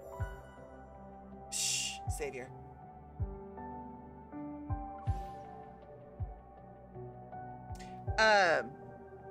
I have played all the myths, but going back now to do all the myths with you, now that I've read All the World Underneath again and revisiting it, it's interesting to be able to pick on things that I either missed the first time or just completely forgot about, because the lore in this game is so dang expansive. There's just so much. Exactly, K-Ditch. Do you enjoy tears? Love tragedy? Like to sit through angst and overanalyze a bunch of stories? Tune in, same time, next week for more, and we could be traumatized together. Welcome to Love and Chick Space. I'm your host, Mama Void, and this is my this is my path. Hi, baby kitty. Yes. So we've talked a lot today about a couple of things that popped. It's dense, but there's incomplete holes. There's questions. The absolute reminder, and I don't know why it didn't fully connect to me until now, that the wanderer he killed during his gladius ceremony was his own mother. Like that. Holy shit.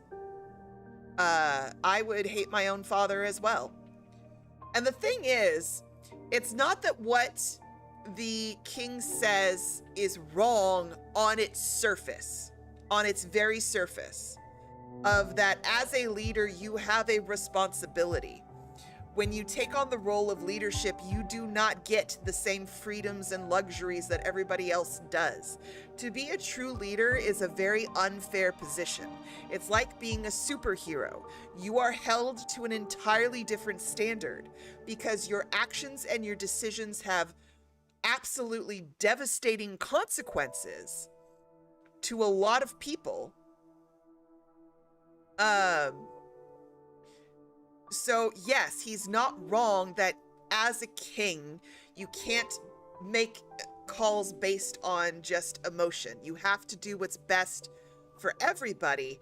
But in this instance, hi, Laura. In this instance, and in this, it's a mask.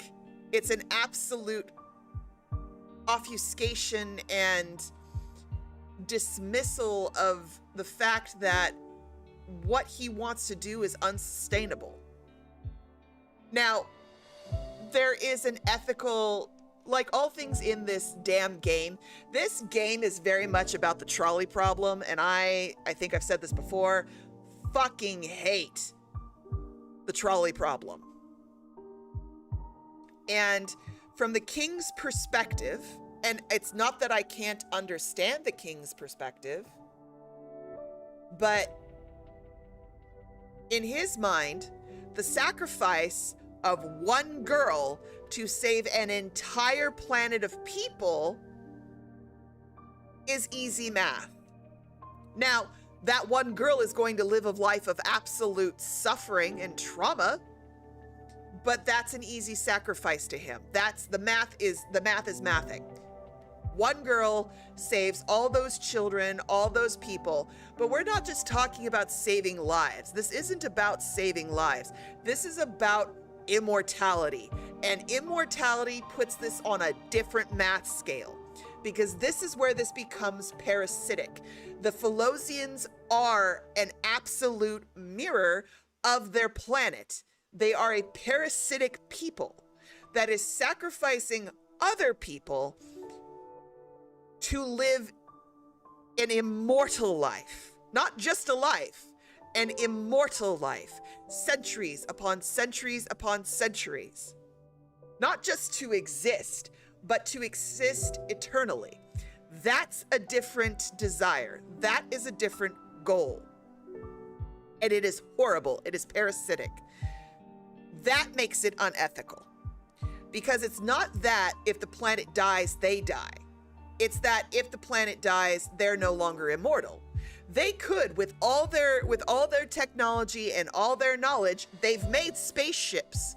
So they could live, technically, on spaceships. They could go find other planets and populate. They could give up their immortality. They don't want to. They don't want to give up their immortality. At least the royal bloodline doesn't.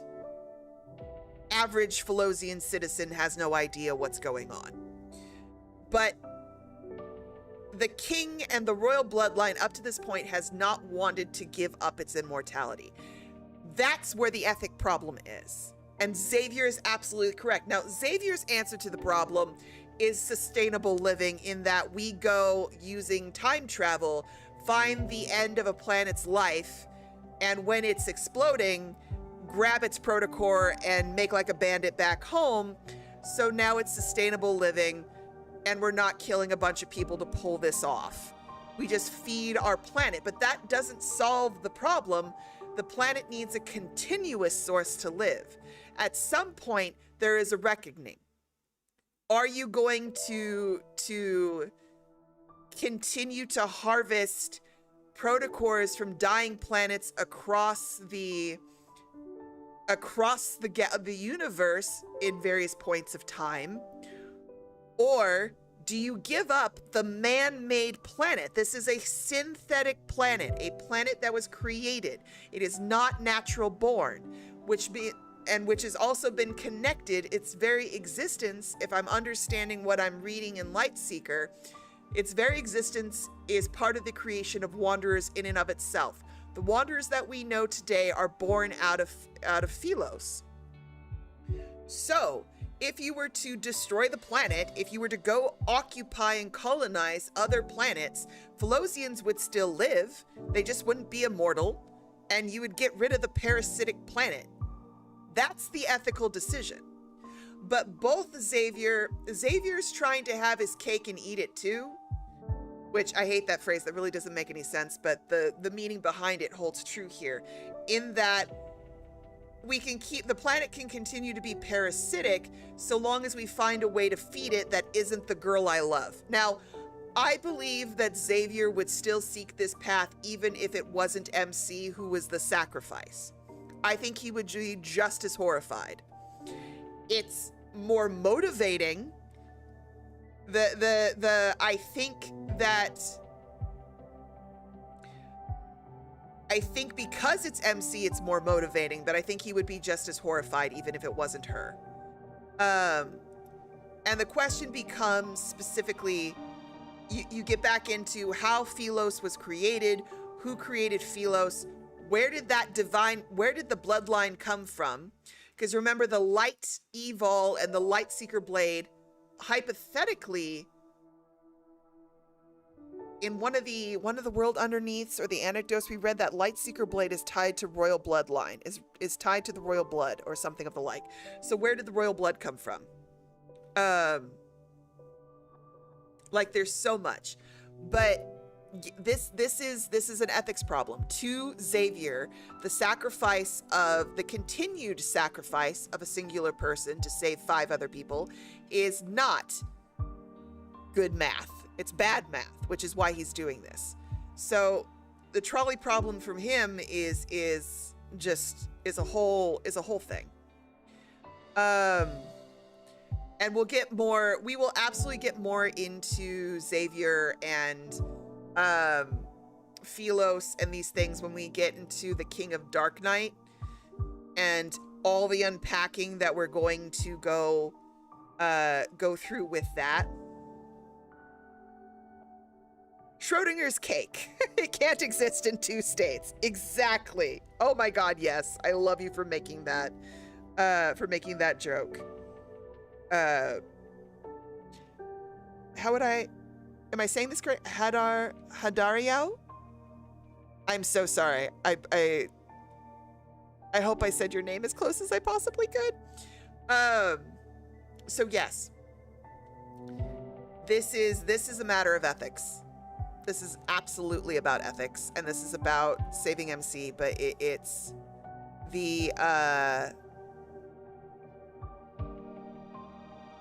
about the king dressing up a very true statement to hide the complete unethical reasoning behind it. And that's the kicker here. That's the kicker. And so whether or not Xavier's plan is going to work, that's up to debate. I mean, technically nobody's getting hurt because they're plucking out the planet's protocore right when the planet is coming apart at its seams. But my question is, if the protocore is a planet's heart and the planet is already dying, why are you taking a dying heart to put into another dying planet? I'm not certain I fully understand the logic by his plan. It's do no harm, but I'm not certain I don't think I follow the full science behind it. I'm willing to go there. It's certainly more sustainable than what they're trying. But yes, so Xavier's story is one that contains a huge ethics discussion that we also see echoed in Rafayel's story, because reminder, Rafayel and MC's path also follows a similar vein.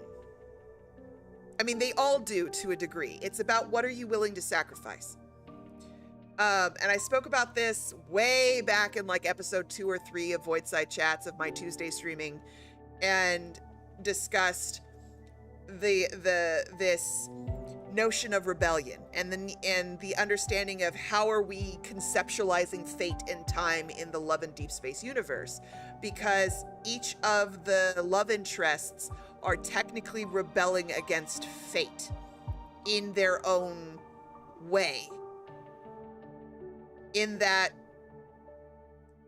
I mean, Zayne's rewriting the sum total of reality because he wasn't ready to let his girl go. And I can appreciate that. In some ways, Zayne is a hidden villain. Zayne is like, I will burn through realities just to find the one where you live.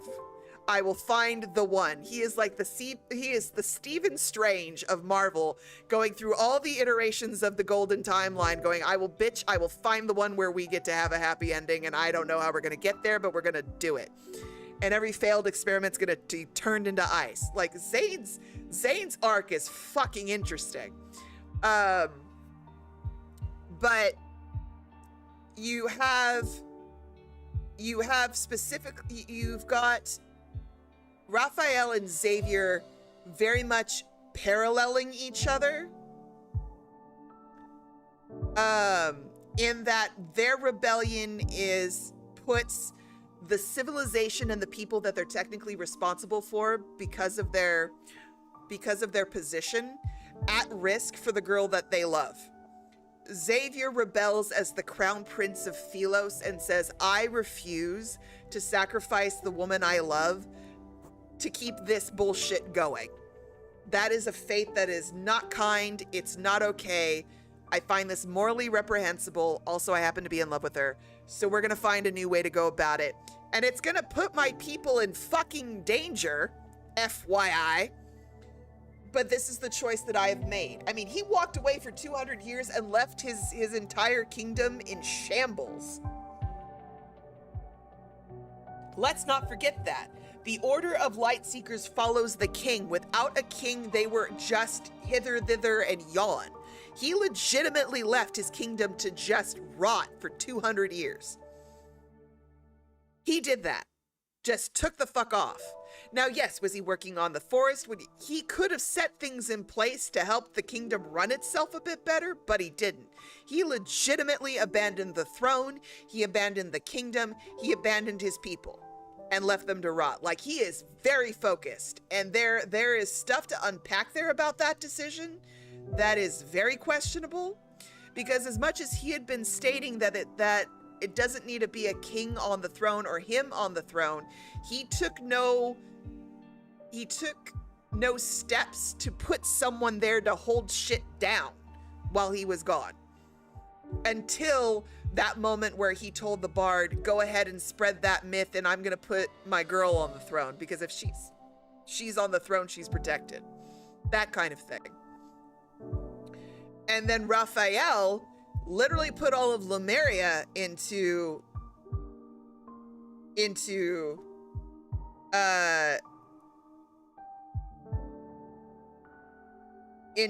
his whole shenaniganry by going, hey, besties, I'm not gonna cut my girl's heart out.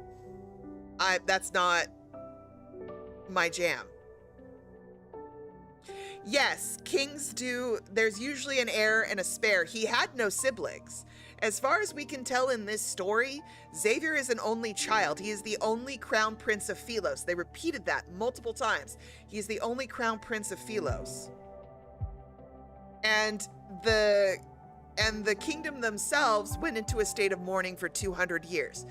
So, like, before the next king is chosen. There were structures in place, but he essentially abandoned everybody. But Rafayel looked at Lemuria and went, I see your prophecy, and I'm gonna have to say negative, Ghost Rider. Fuck this shit, I'm out. I'm gonna do something different. Both of them put their civilizations at risk for this, in the hopes that they can... I mean, that's also fair, given the immortal status. Like, 200 years isn't... I mean, to us, 200 years is a long time. To them, 200 years is like 2 weeks. Rafayel was Rafayel. Rafayel was Rafaeling. He wants to save his people. He just doesn't want to do it at the cost of MC. But they both put their kingdoms, their people at risk.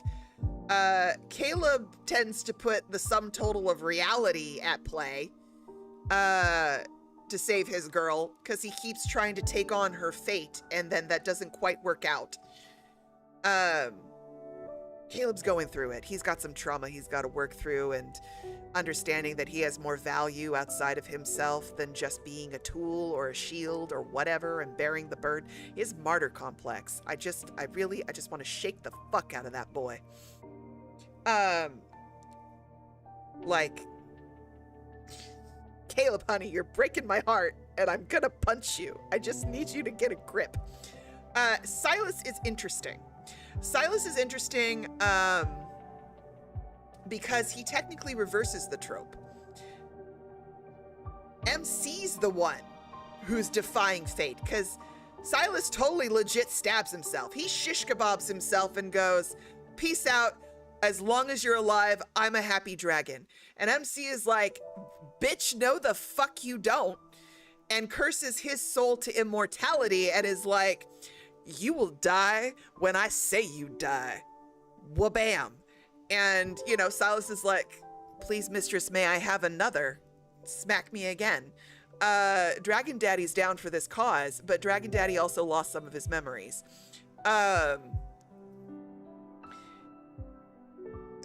It's MC who does the rebelling, not Sylus. Sylus doesn't defy fate.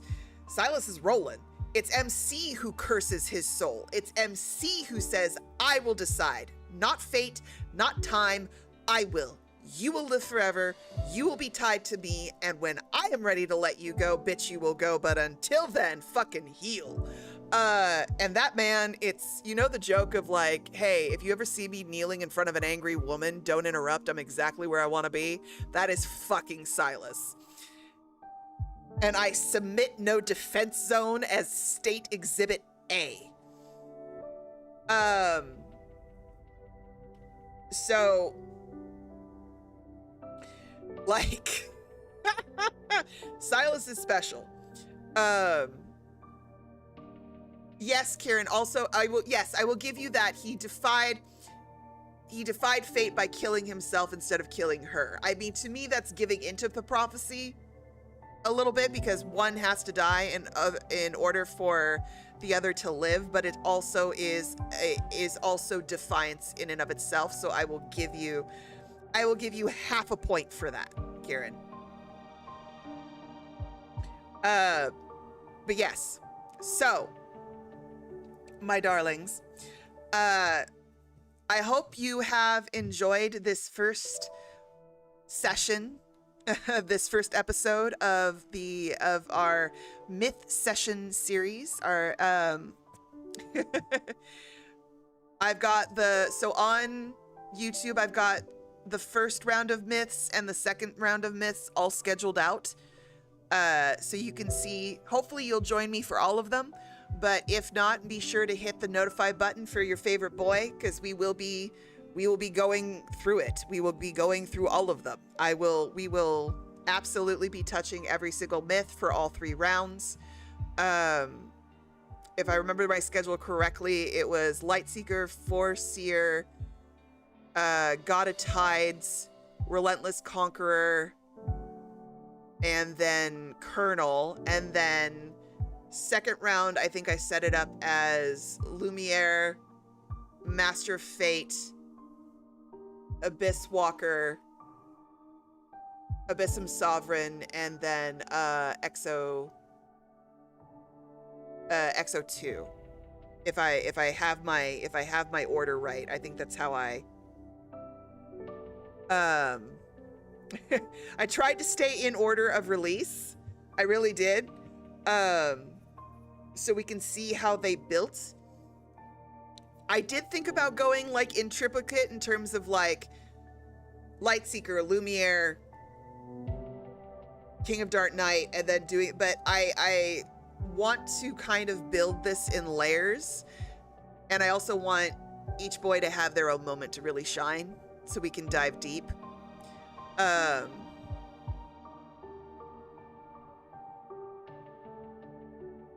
And then Nikki will be swimming in and out with some dev notes on all the stuff that she's seeing. So, yes.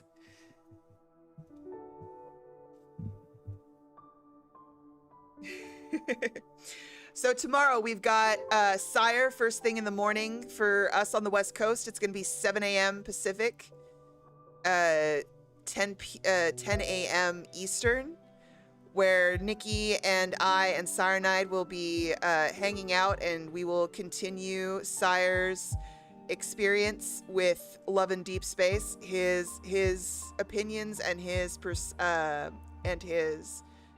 perspective have been really, really interesting. Be sure to watch the video, the VOD from the last one, so that you're all caught up and ready to go. And then I'll be back on Thursday with Warframe, and we'll be doing the Call of the Tempestari first playthrough. So I'm working through all the quests for Warframe. Nikki, are you doing Final Fantasy this Friday? I can't quite remember if you had to reschedule this Friday's Final Fantasy or not. But hypothetically, there will be possibly a Final Fantasy Friday with Nikki. Oh, that's right, my bad. Actually, Kitty Cards, Crane Games, and Battle has been put on hold for a hot second because Wednesday night, Nikki's diving into Affinity Nikki. And we'll be discussing the things that have happened with Infinity Nikki. She may touch on the Valko situation a little bit and discuss Infold and some other stuff that's going on. So be sure to check out that. That will be at 8 p.m. Pacific, 11 p.m. Eastern. And then I will, of course, be doing Resident Evil 2 on Saturday as we work our way through Claire's story. We got a lot happening over here at Love and Chick Space. So pick a day, we're streaming. That's all I'm going to say. There, you will either find us on Love and Chick Space, or you will find us on our individual channels. If you are not subscribed to our individual YouTube channels, please do so you can, that way you won't miss our streams. If you'd like to come join us.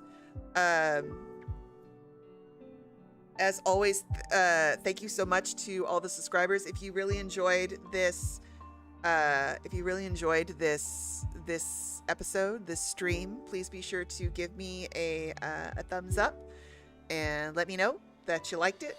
I hope that we will enjoy the series with me, and we can have a bunch of amazing talks. I'm looking forward to hanging out.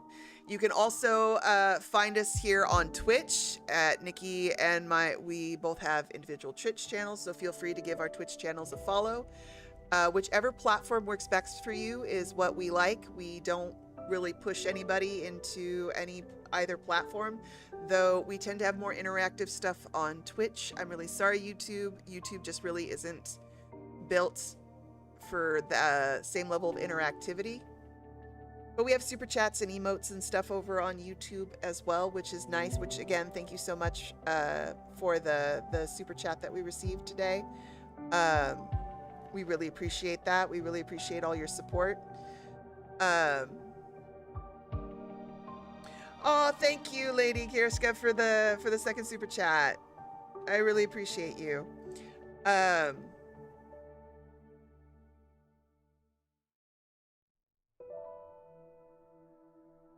Which reminds me, I have to accept the collaborator request. I forgot to do this on this latest round of videos. Whoops. Oh, yay, I'm so glad that little champ was able to watch the stream tonight. That makes me so happy. But yes, so lots of stuff going on. Also, again, huge shout out to our members. We've gotten 1 or 2 new members. Hi. As I said at the beginning of the stream, I am working on the next lore dive, which will be covering, as I butcher this, save me, I'm so sorry to all of China, Nulong and Jirnu, which is the myth of the weaver and the cowherd. It's born out of my discussion about the Wander in Wonder banner. It also has some broader applications for the game as a whole. So I'll be doing a lore dive for members that will be posted in the Discord, and then I've decided I'm actually going to make a video out of it. That will come at the end of the month. That will be for everybody.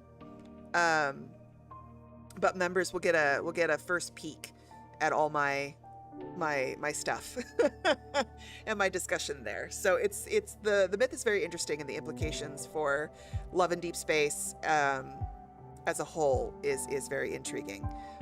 So I hope all you members are looking forward to that. And if you'd like to become a member, cool, love that. Oh my gosh.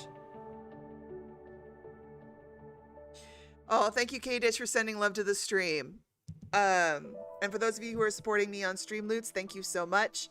So yes, lots of things that we're doing. Sincerely appreciate all of you. Is the message that I give, whether you are a member, a subscriber, a follower, a lurker, a casual passerby. Oh, thank you, little champ.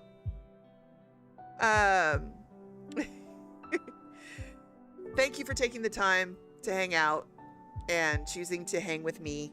I love these conversations that we have.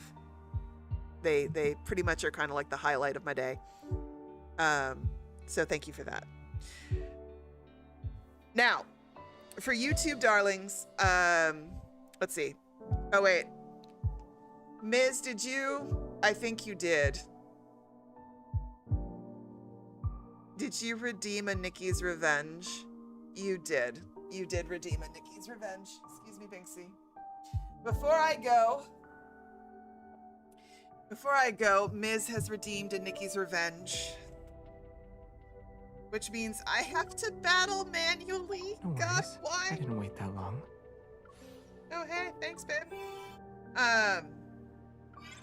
We're gonna give it a whirl. Yay, team! All right, before I go, you will critique my ability to battle.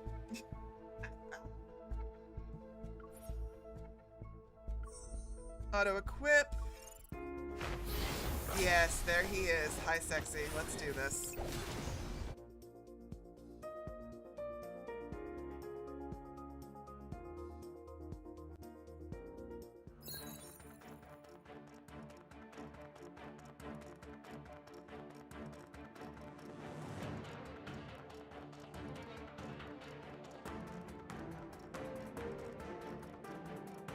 Okay, is that all? I was still setting this up. I realized I hadn't gotten my new setup together.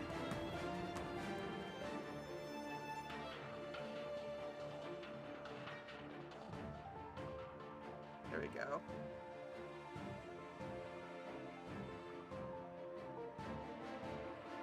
There we go.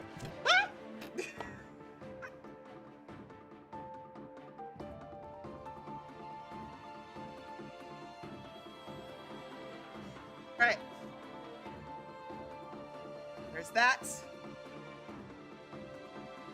Alright, free the raccoons. Okay, here we go. Boop. It doesn't smell appetizing. This one's worthy of your attention. This is Is a it? warm-up, my lady. Eat this! Sylus, It can't escape. Swing my cane round. It's a small gift. everyone who receives your gifts bleeds. Dodge this way. Maybe dodge a little more this way. Sylus looking stylish as he flares his I cape, wouldn't say I'm snaps sad. his fingers, and is like, You bitch, have why? quite the appetite. Let's have him our hop into a coffin. bloodlust. That looks like it'll be fun. Take a nap. None that lust is like Slice's not a morning person. He doesn't like when people wake him up. Let's Chop, chop. do blood and bond. Do a little chopping. Now my You screen won't looks escape. neat. You don't look satisfied. We tasted the most exquisite blood.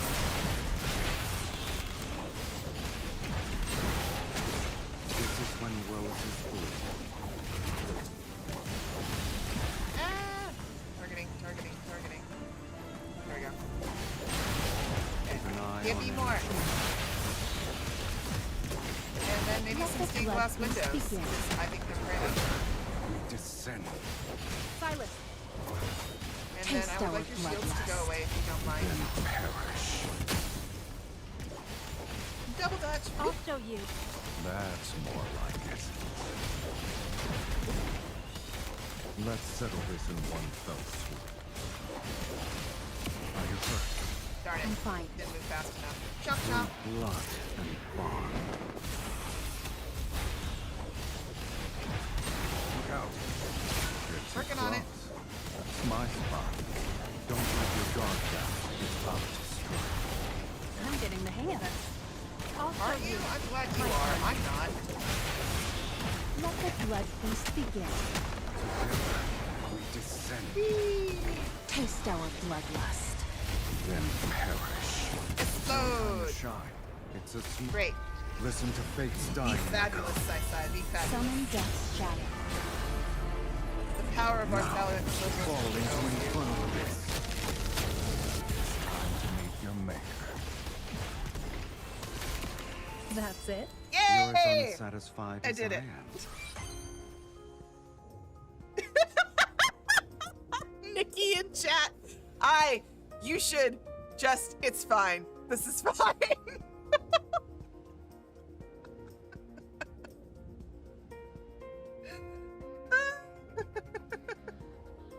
I have to do it again? Oh, Kieran, why?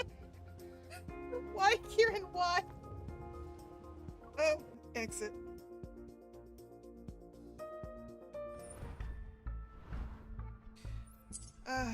Okay. Give me a pink. Team, are we still good to go? Fabulous.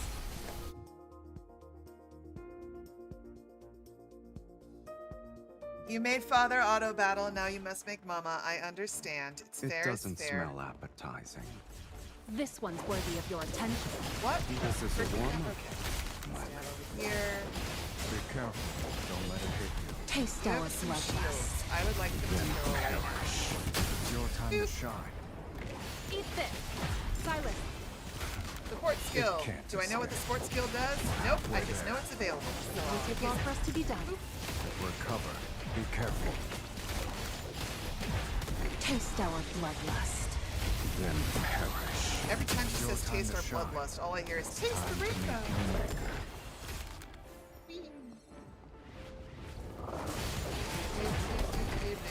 Boop. Keep an eye on any Support changes. skill. Why? Because I No. can. Word, Taste our bloodlust. then perish. Your time to shine. Chop Through chop. blood and bond. You're too close. Did You were sloppy. My eyes were on I summon you. do Recover. more things. Be careful. Hit more buttons. Go Let's back to over the pit here. you came from. That's it? You're as unsatisfied as I am. Yay!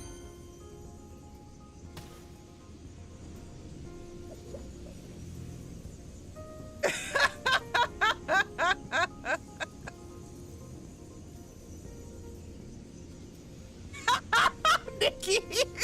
Look, she's got everything R380 and awakened. Her rotation doesn't matter. Rotation? What's that?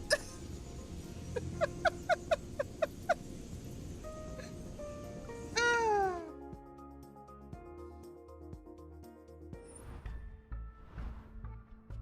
Oh my gosh. Oh, ew. Here, I'll do one more for funsies. Because we're here, and I might as well. Oh, hi, Snow Daddy. I need you to have abs and a glorious back.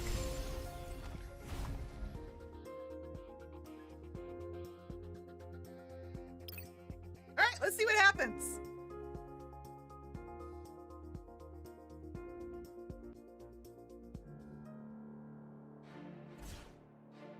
Hey guys, if We'll you would send them actually like back to to know the how to work darkness. with these battle companions, The dawn Nikki has is an past. amazing guide Let's where end she it. discusses Your how to fate actually has been use them sealed. correctly.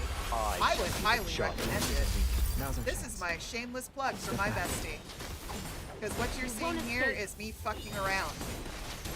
And having the power not to find out. Twice. Watch out. It's getting back up.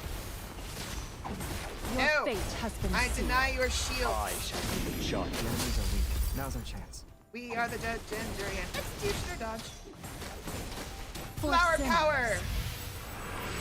There By shall your be no powers mercy. combined, Watch out. he is Captain Planet. It seems to have changed. Go Watch this out. way. It's getting back up. Boop, boop, boop. Your fate has been sealed. I shall be the judge. No shield. Now's our chance. No mercy. Trying Boop. to take you down with it. Keep up the momentum. I mean, sure, it has Yeah. feelings and it would like to do it. Life and death, hand in hand. Such a jerky sword. All must die. Heed the king's words. Sever. Sever that thing that we should call fate. Sport skill. Watch Why out. not? It's getting back up. No shield. End it. The enemies are weak. Now's our chance. Are they though? Boop. We're gonna go this way.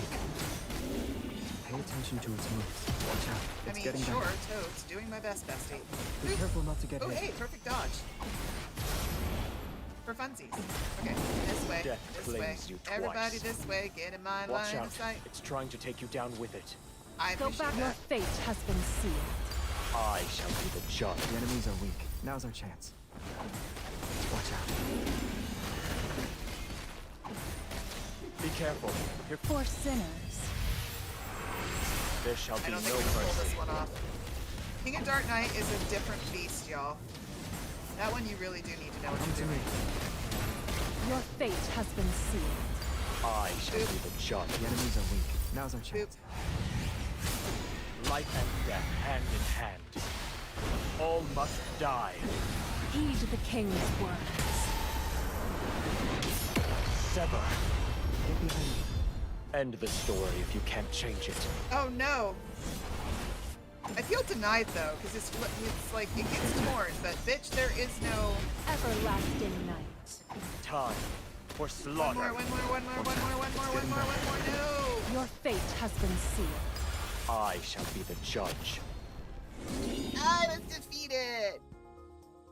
So, King of Dark Knight is a very resource-heavy companion that requires understanding how the rotation works and everything else is going on. I would highly suggest looking at the King of Dark Knight Battle Companion Guide that Nikki has created. It'll get you through a lot. Because there's only so much you can do when you're auto-battle. Although I would laugh my head off if I auto-battled and won that. Probably could. But yes. Ta-da. C'est fini.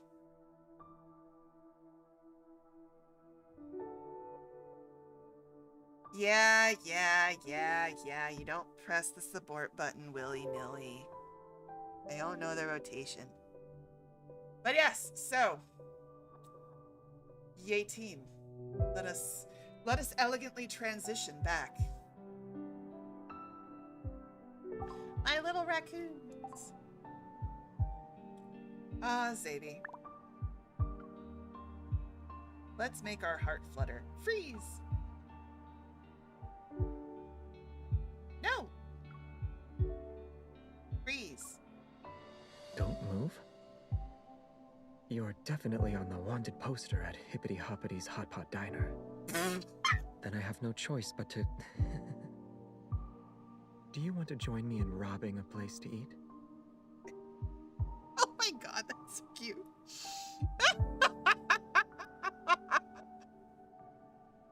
Yes, so this is Xavier and his romantic era. No, I dressed himself. I dressed him. That's what I meant to say, because English is a thing. I've been dorking around. Like, this is Zayne. Before I go, I will give everybody a moment with their boy. We will do freeze across the board. What, may I ask, am I being charged for? Eating an entire box of cupcakes doesn't count. I'm not the only one who should have charges against them.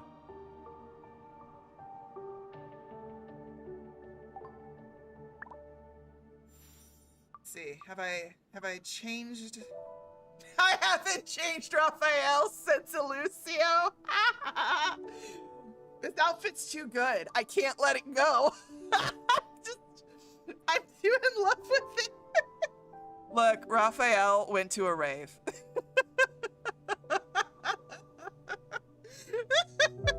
And there was some really good drugs. That bachelor party was phenomenal.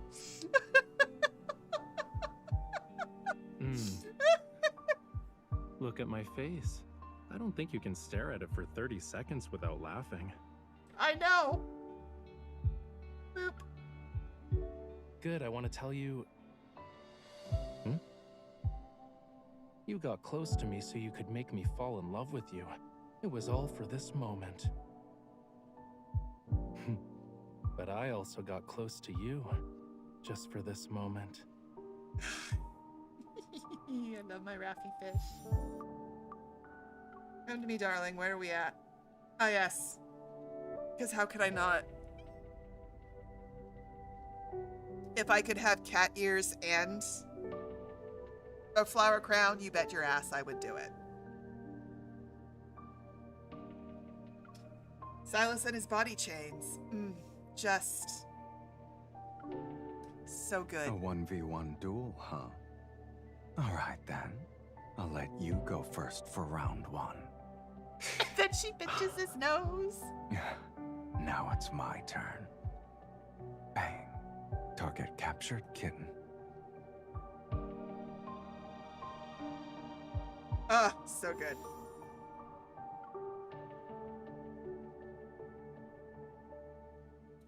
Let's see. And finally, for my apple girlies, I did not change this. We're gonna fix this.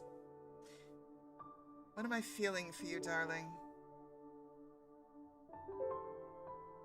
I mean, don't get me wrong. I love this on him. That just highlights his physique so beautifully.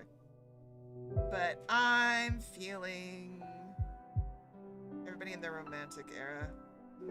What am I feeling? What speaks to me? I mean, this shirt is just so damn good. Boop. Boop. Actually, no. He deserves that. Maybe.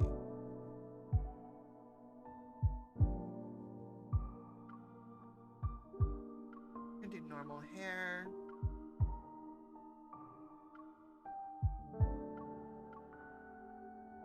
Yeah. That's where I'm at right now. Give me hardy profile. Facial stuff, take that off. Earrings. What are we at? Yeah, the black ones, I think.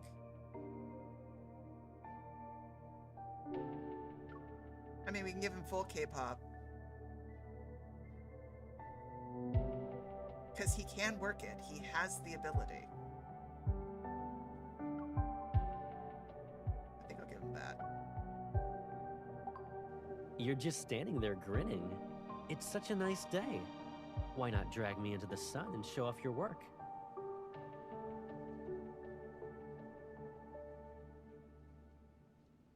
There's that, and there's also... Here's the thing about Caleb. Like, there's... Caleb to me has two modes. This, which is glorious, and then, in all honesty...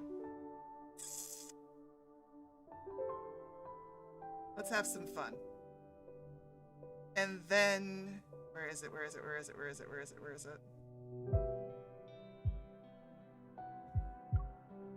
I'm sorry, but ever since Lucio...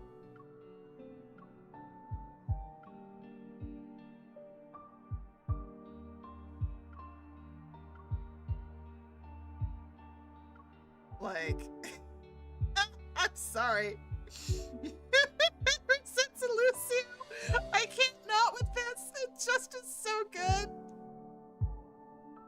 Like, Apple Daddy's here for his magic mic performance.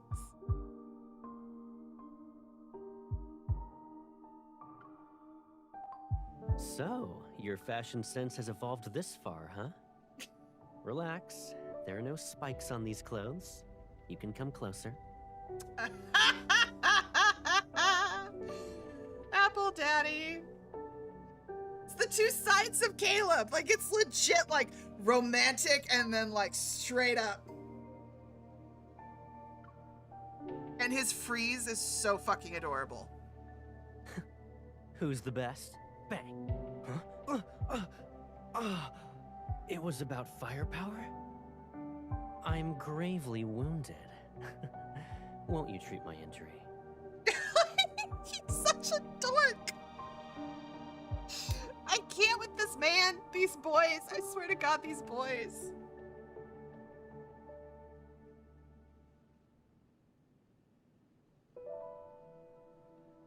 I'm crying. So good. Hi, baby kitty. But yes.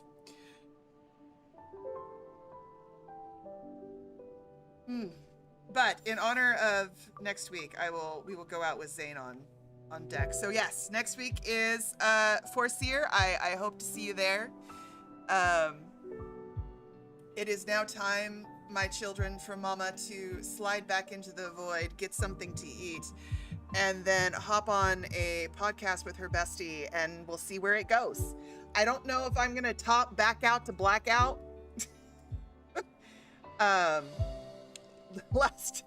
This past episode was pretty damn good on my part, I must say. It's nice to spend some quiet time with each other. Oh yeah, it's real quiet, Zanykins. It's absolutely quiet, as you absolutely blow my back out in your promise card. What the fuck? So yes. We'll see how we do. We'll see where this podcast goes. We have a couple of things that are up for debate. I never know where we go. Nikki and I just kind of start talking and we see what happens. It could be a spicy episode. It could be a funny episode. It could be a sad, tragic episode. Is there something on your mind? There's a lot on my mind, Zanekins, not gonna lie. But yeah, so this is where, darlings, we must part ways.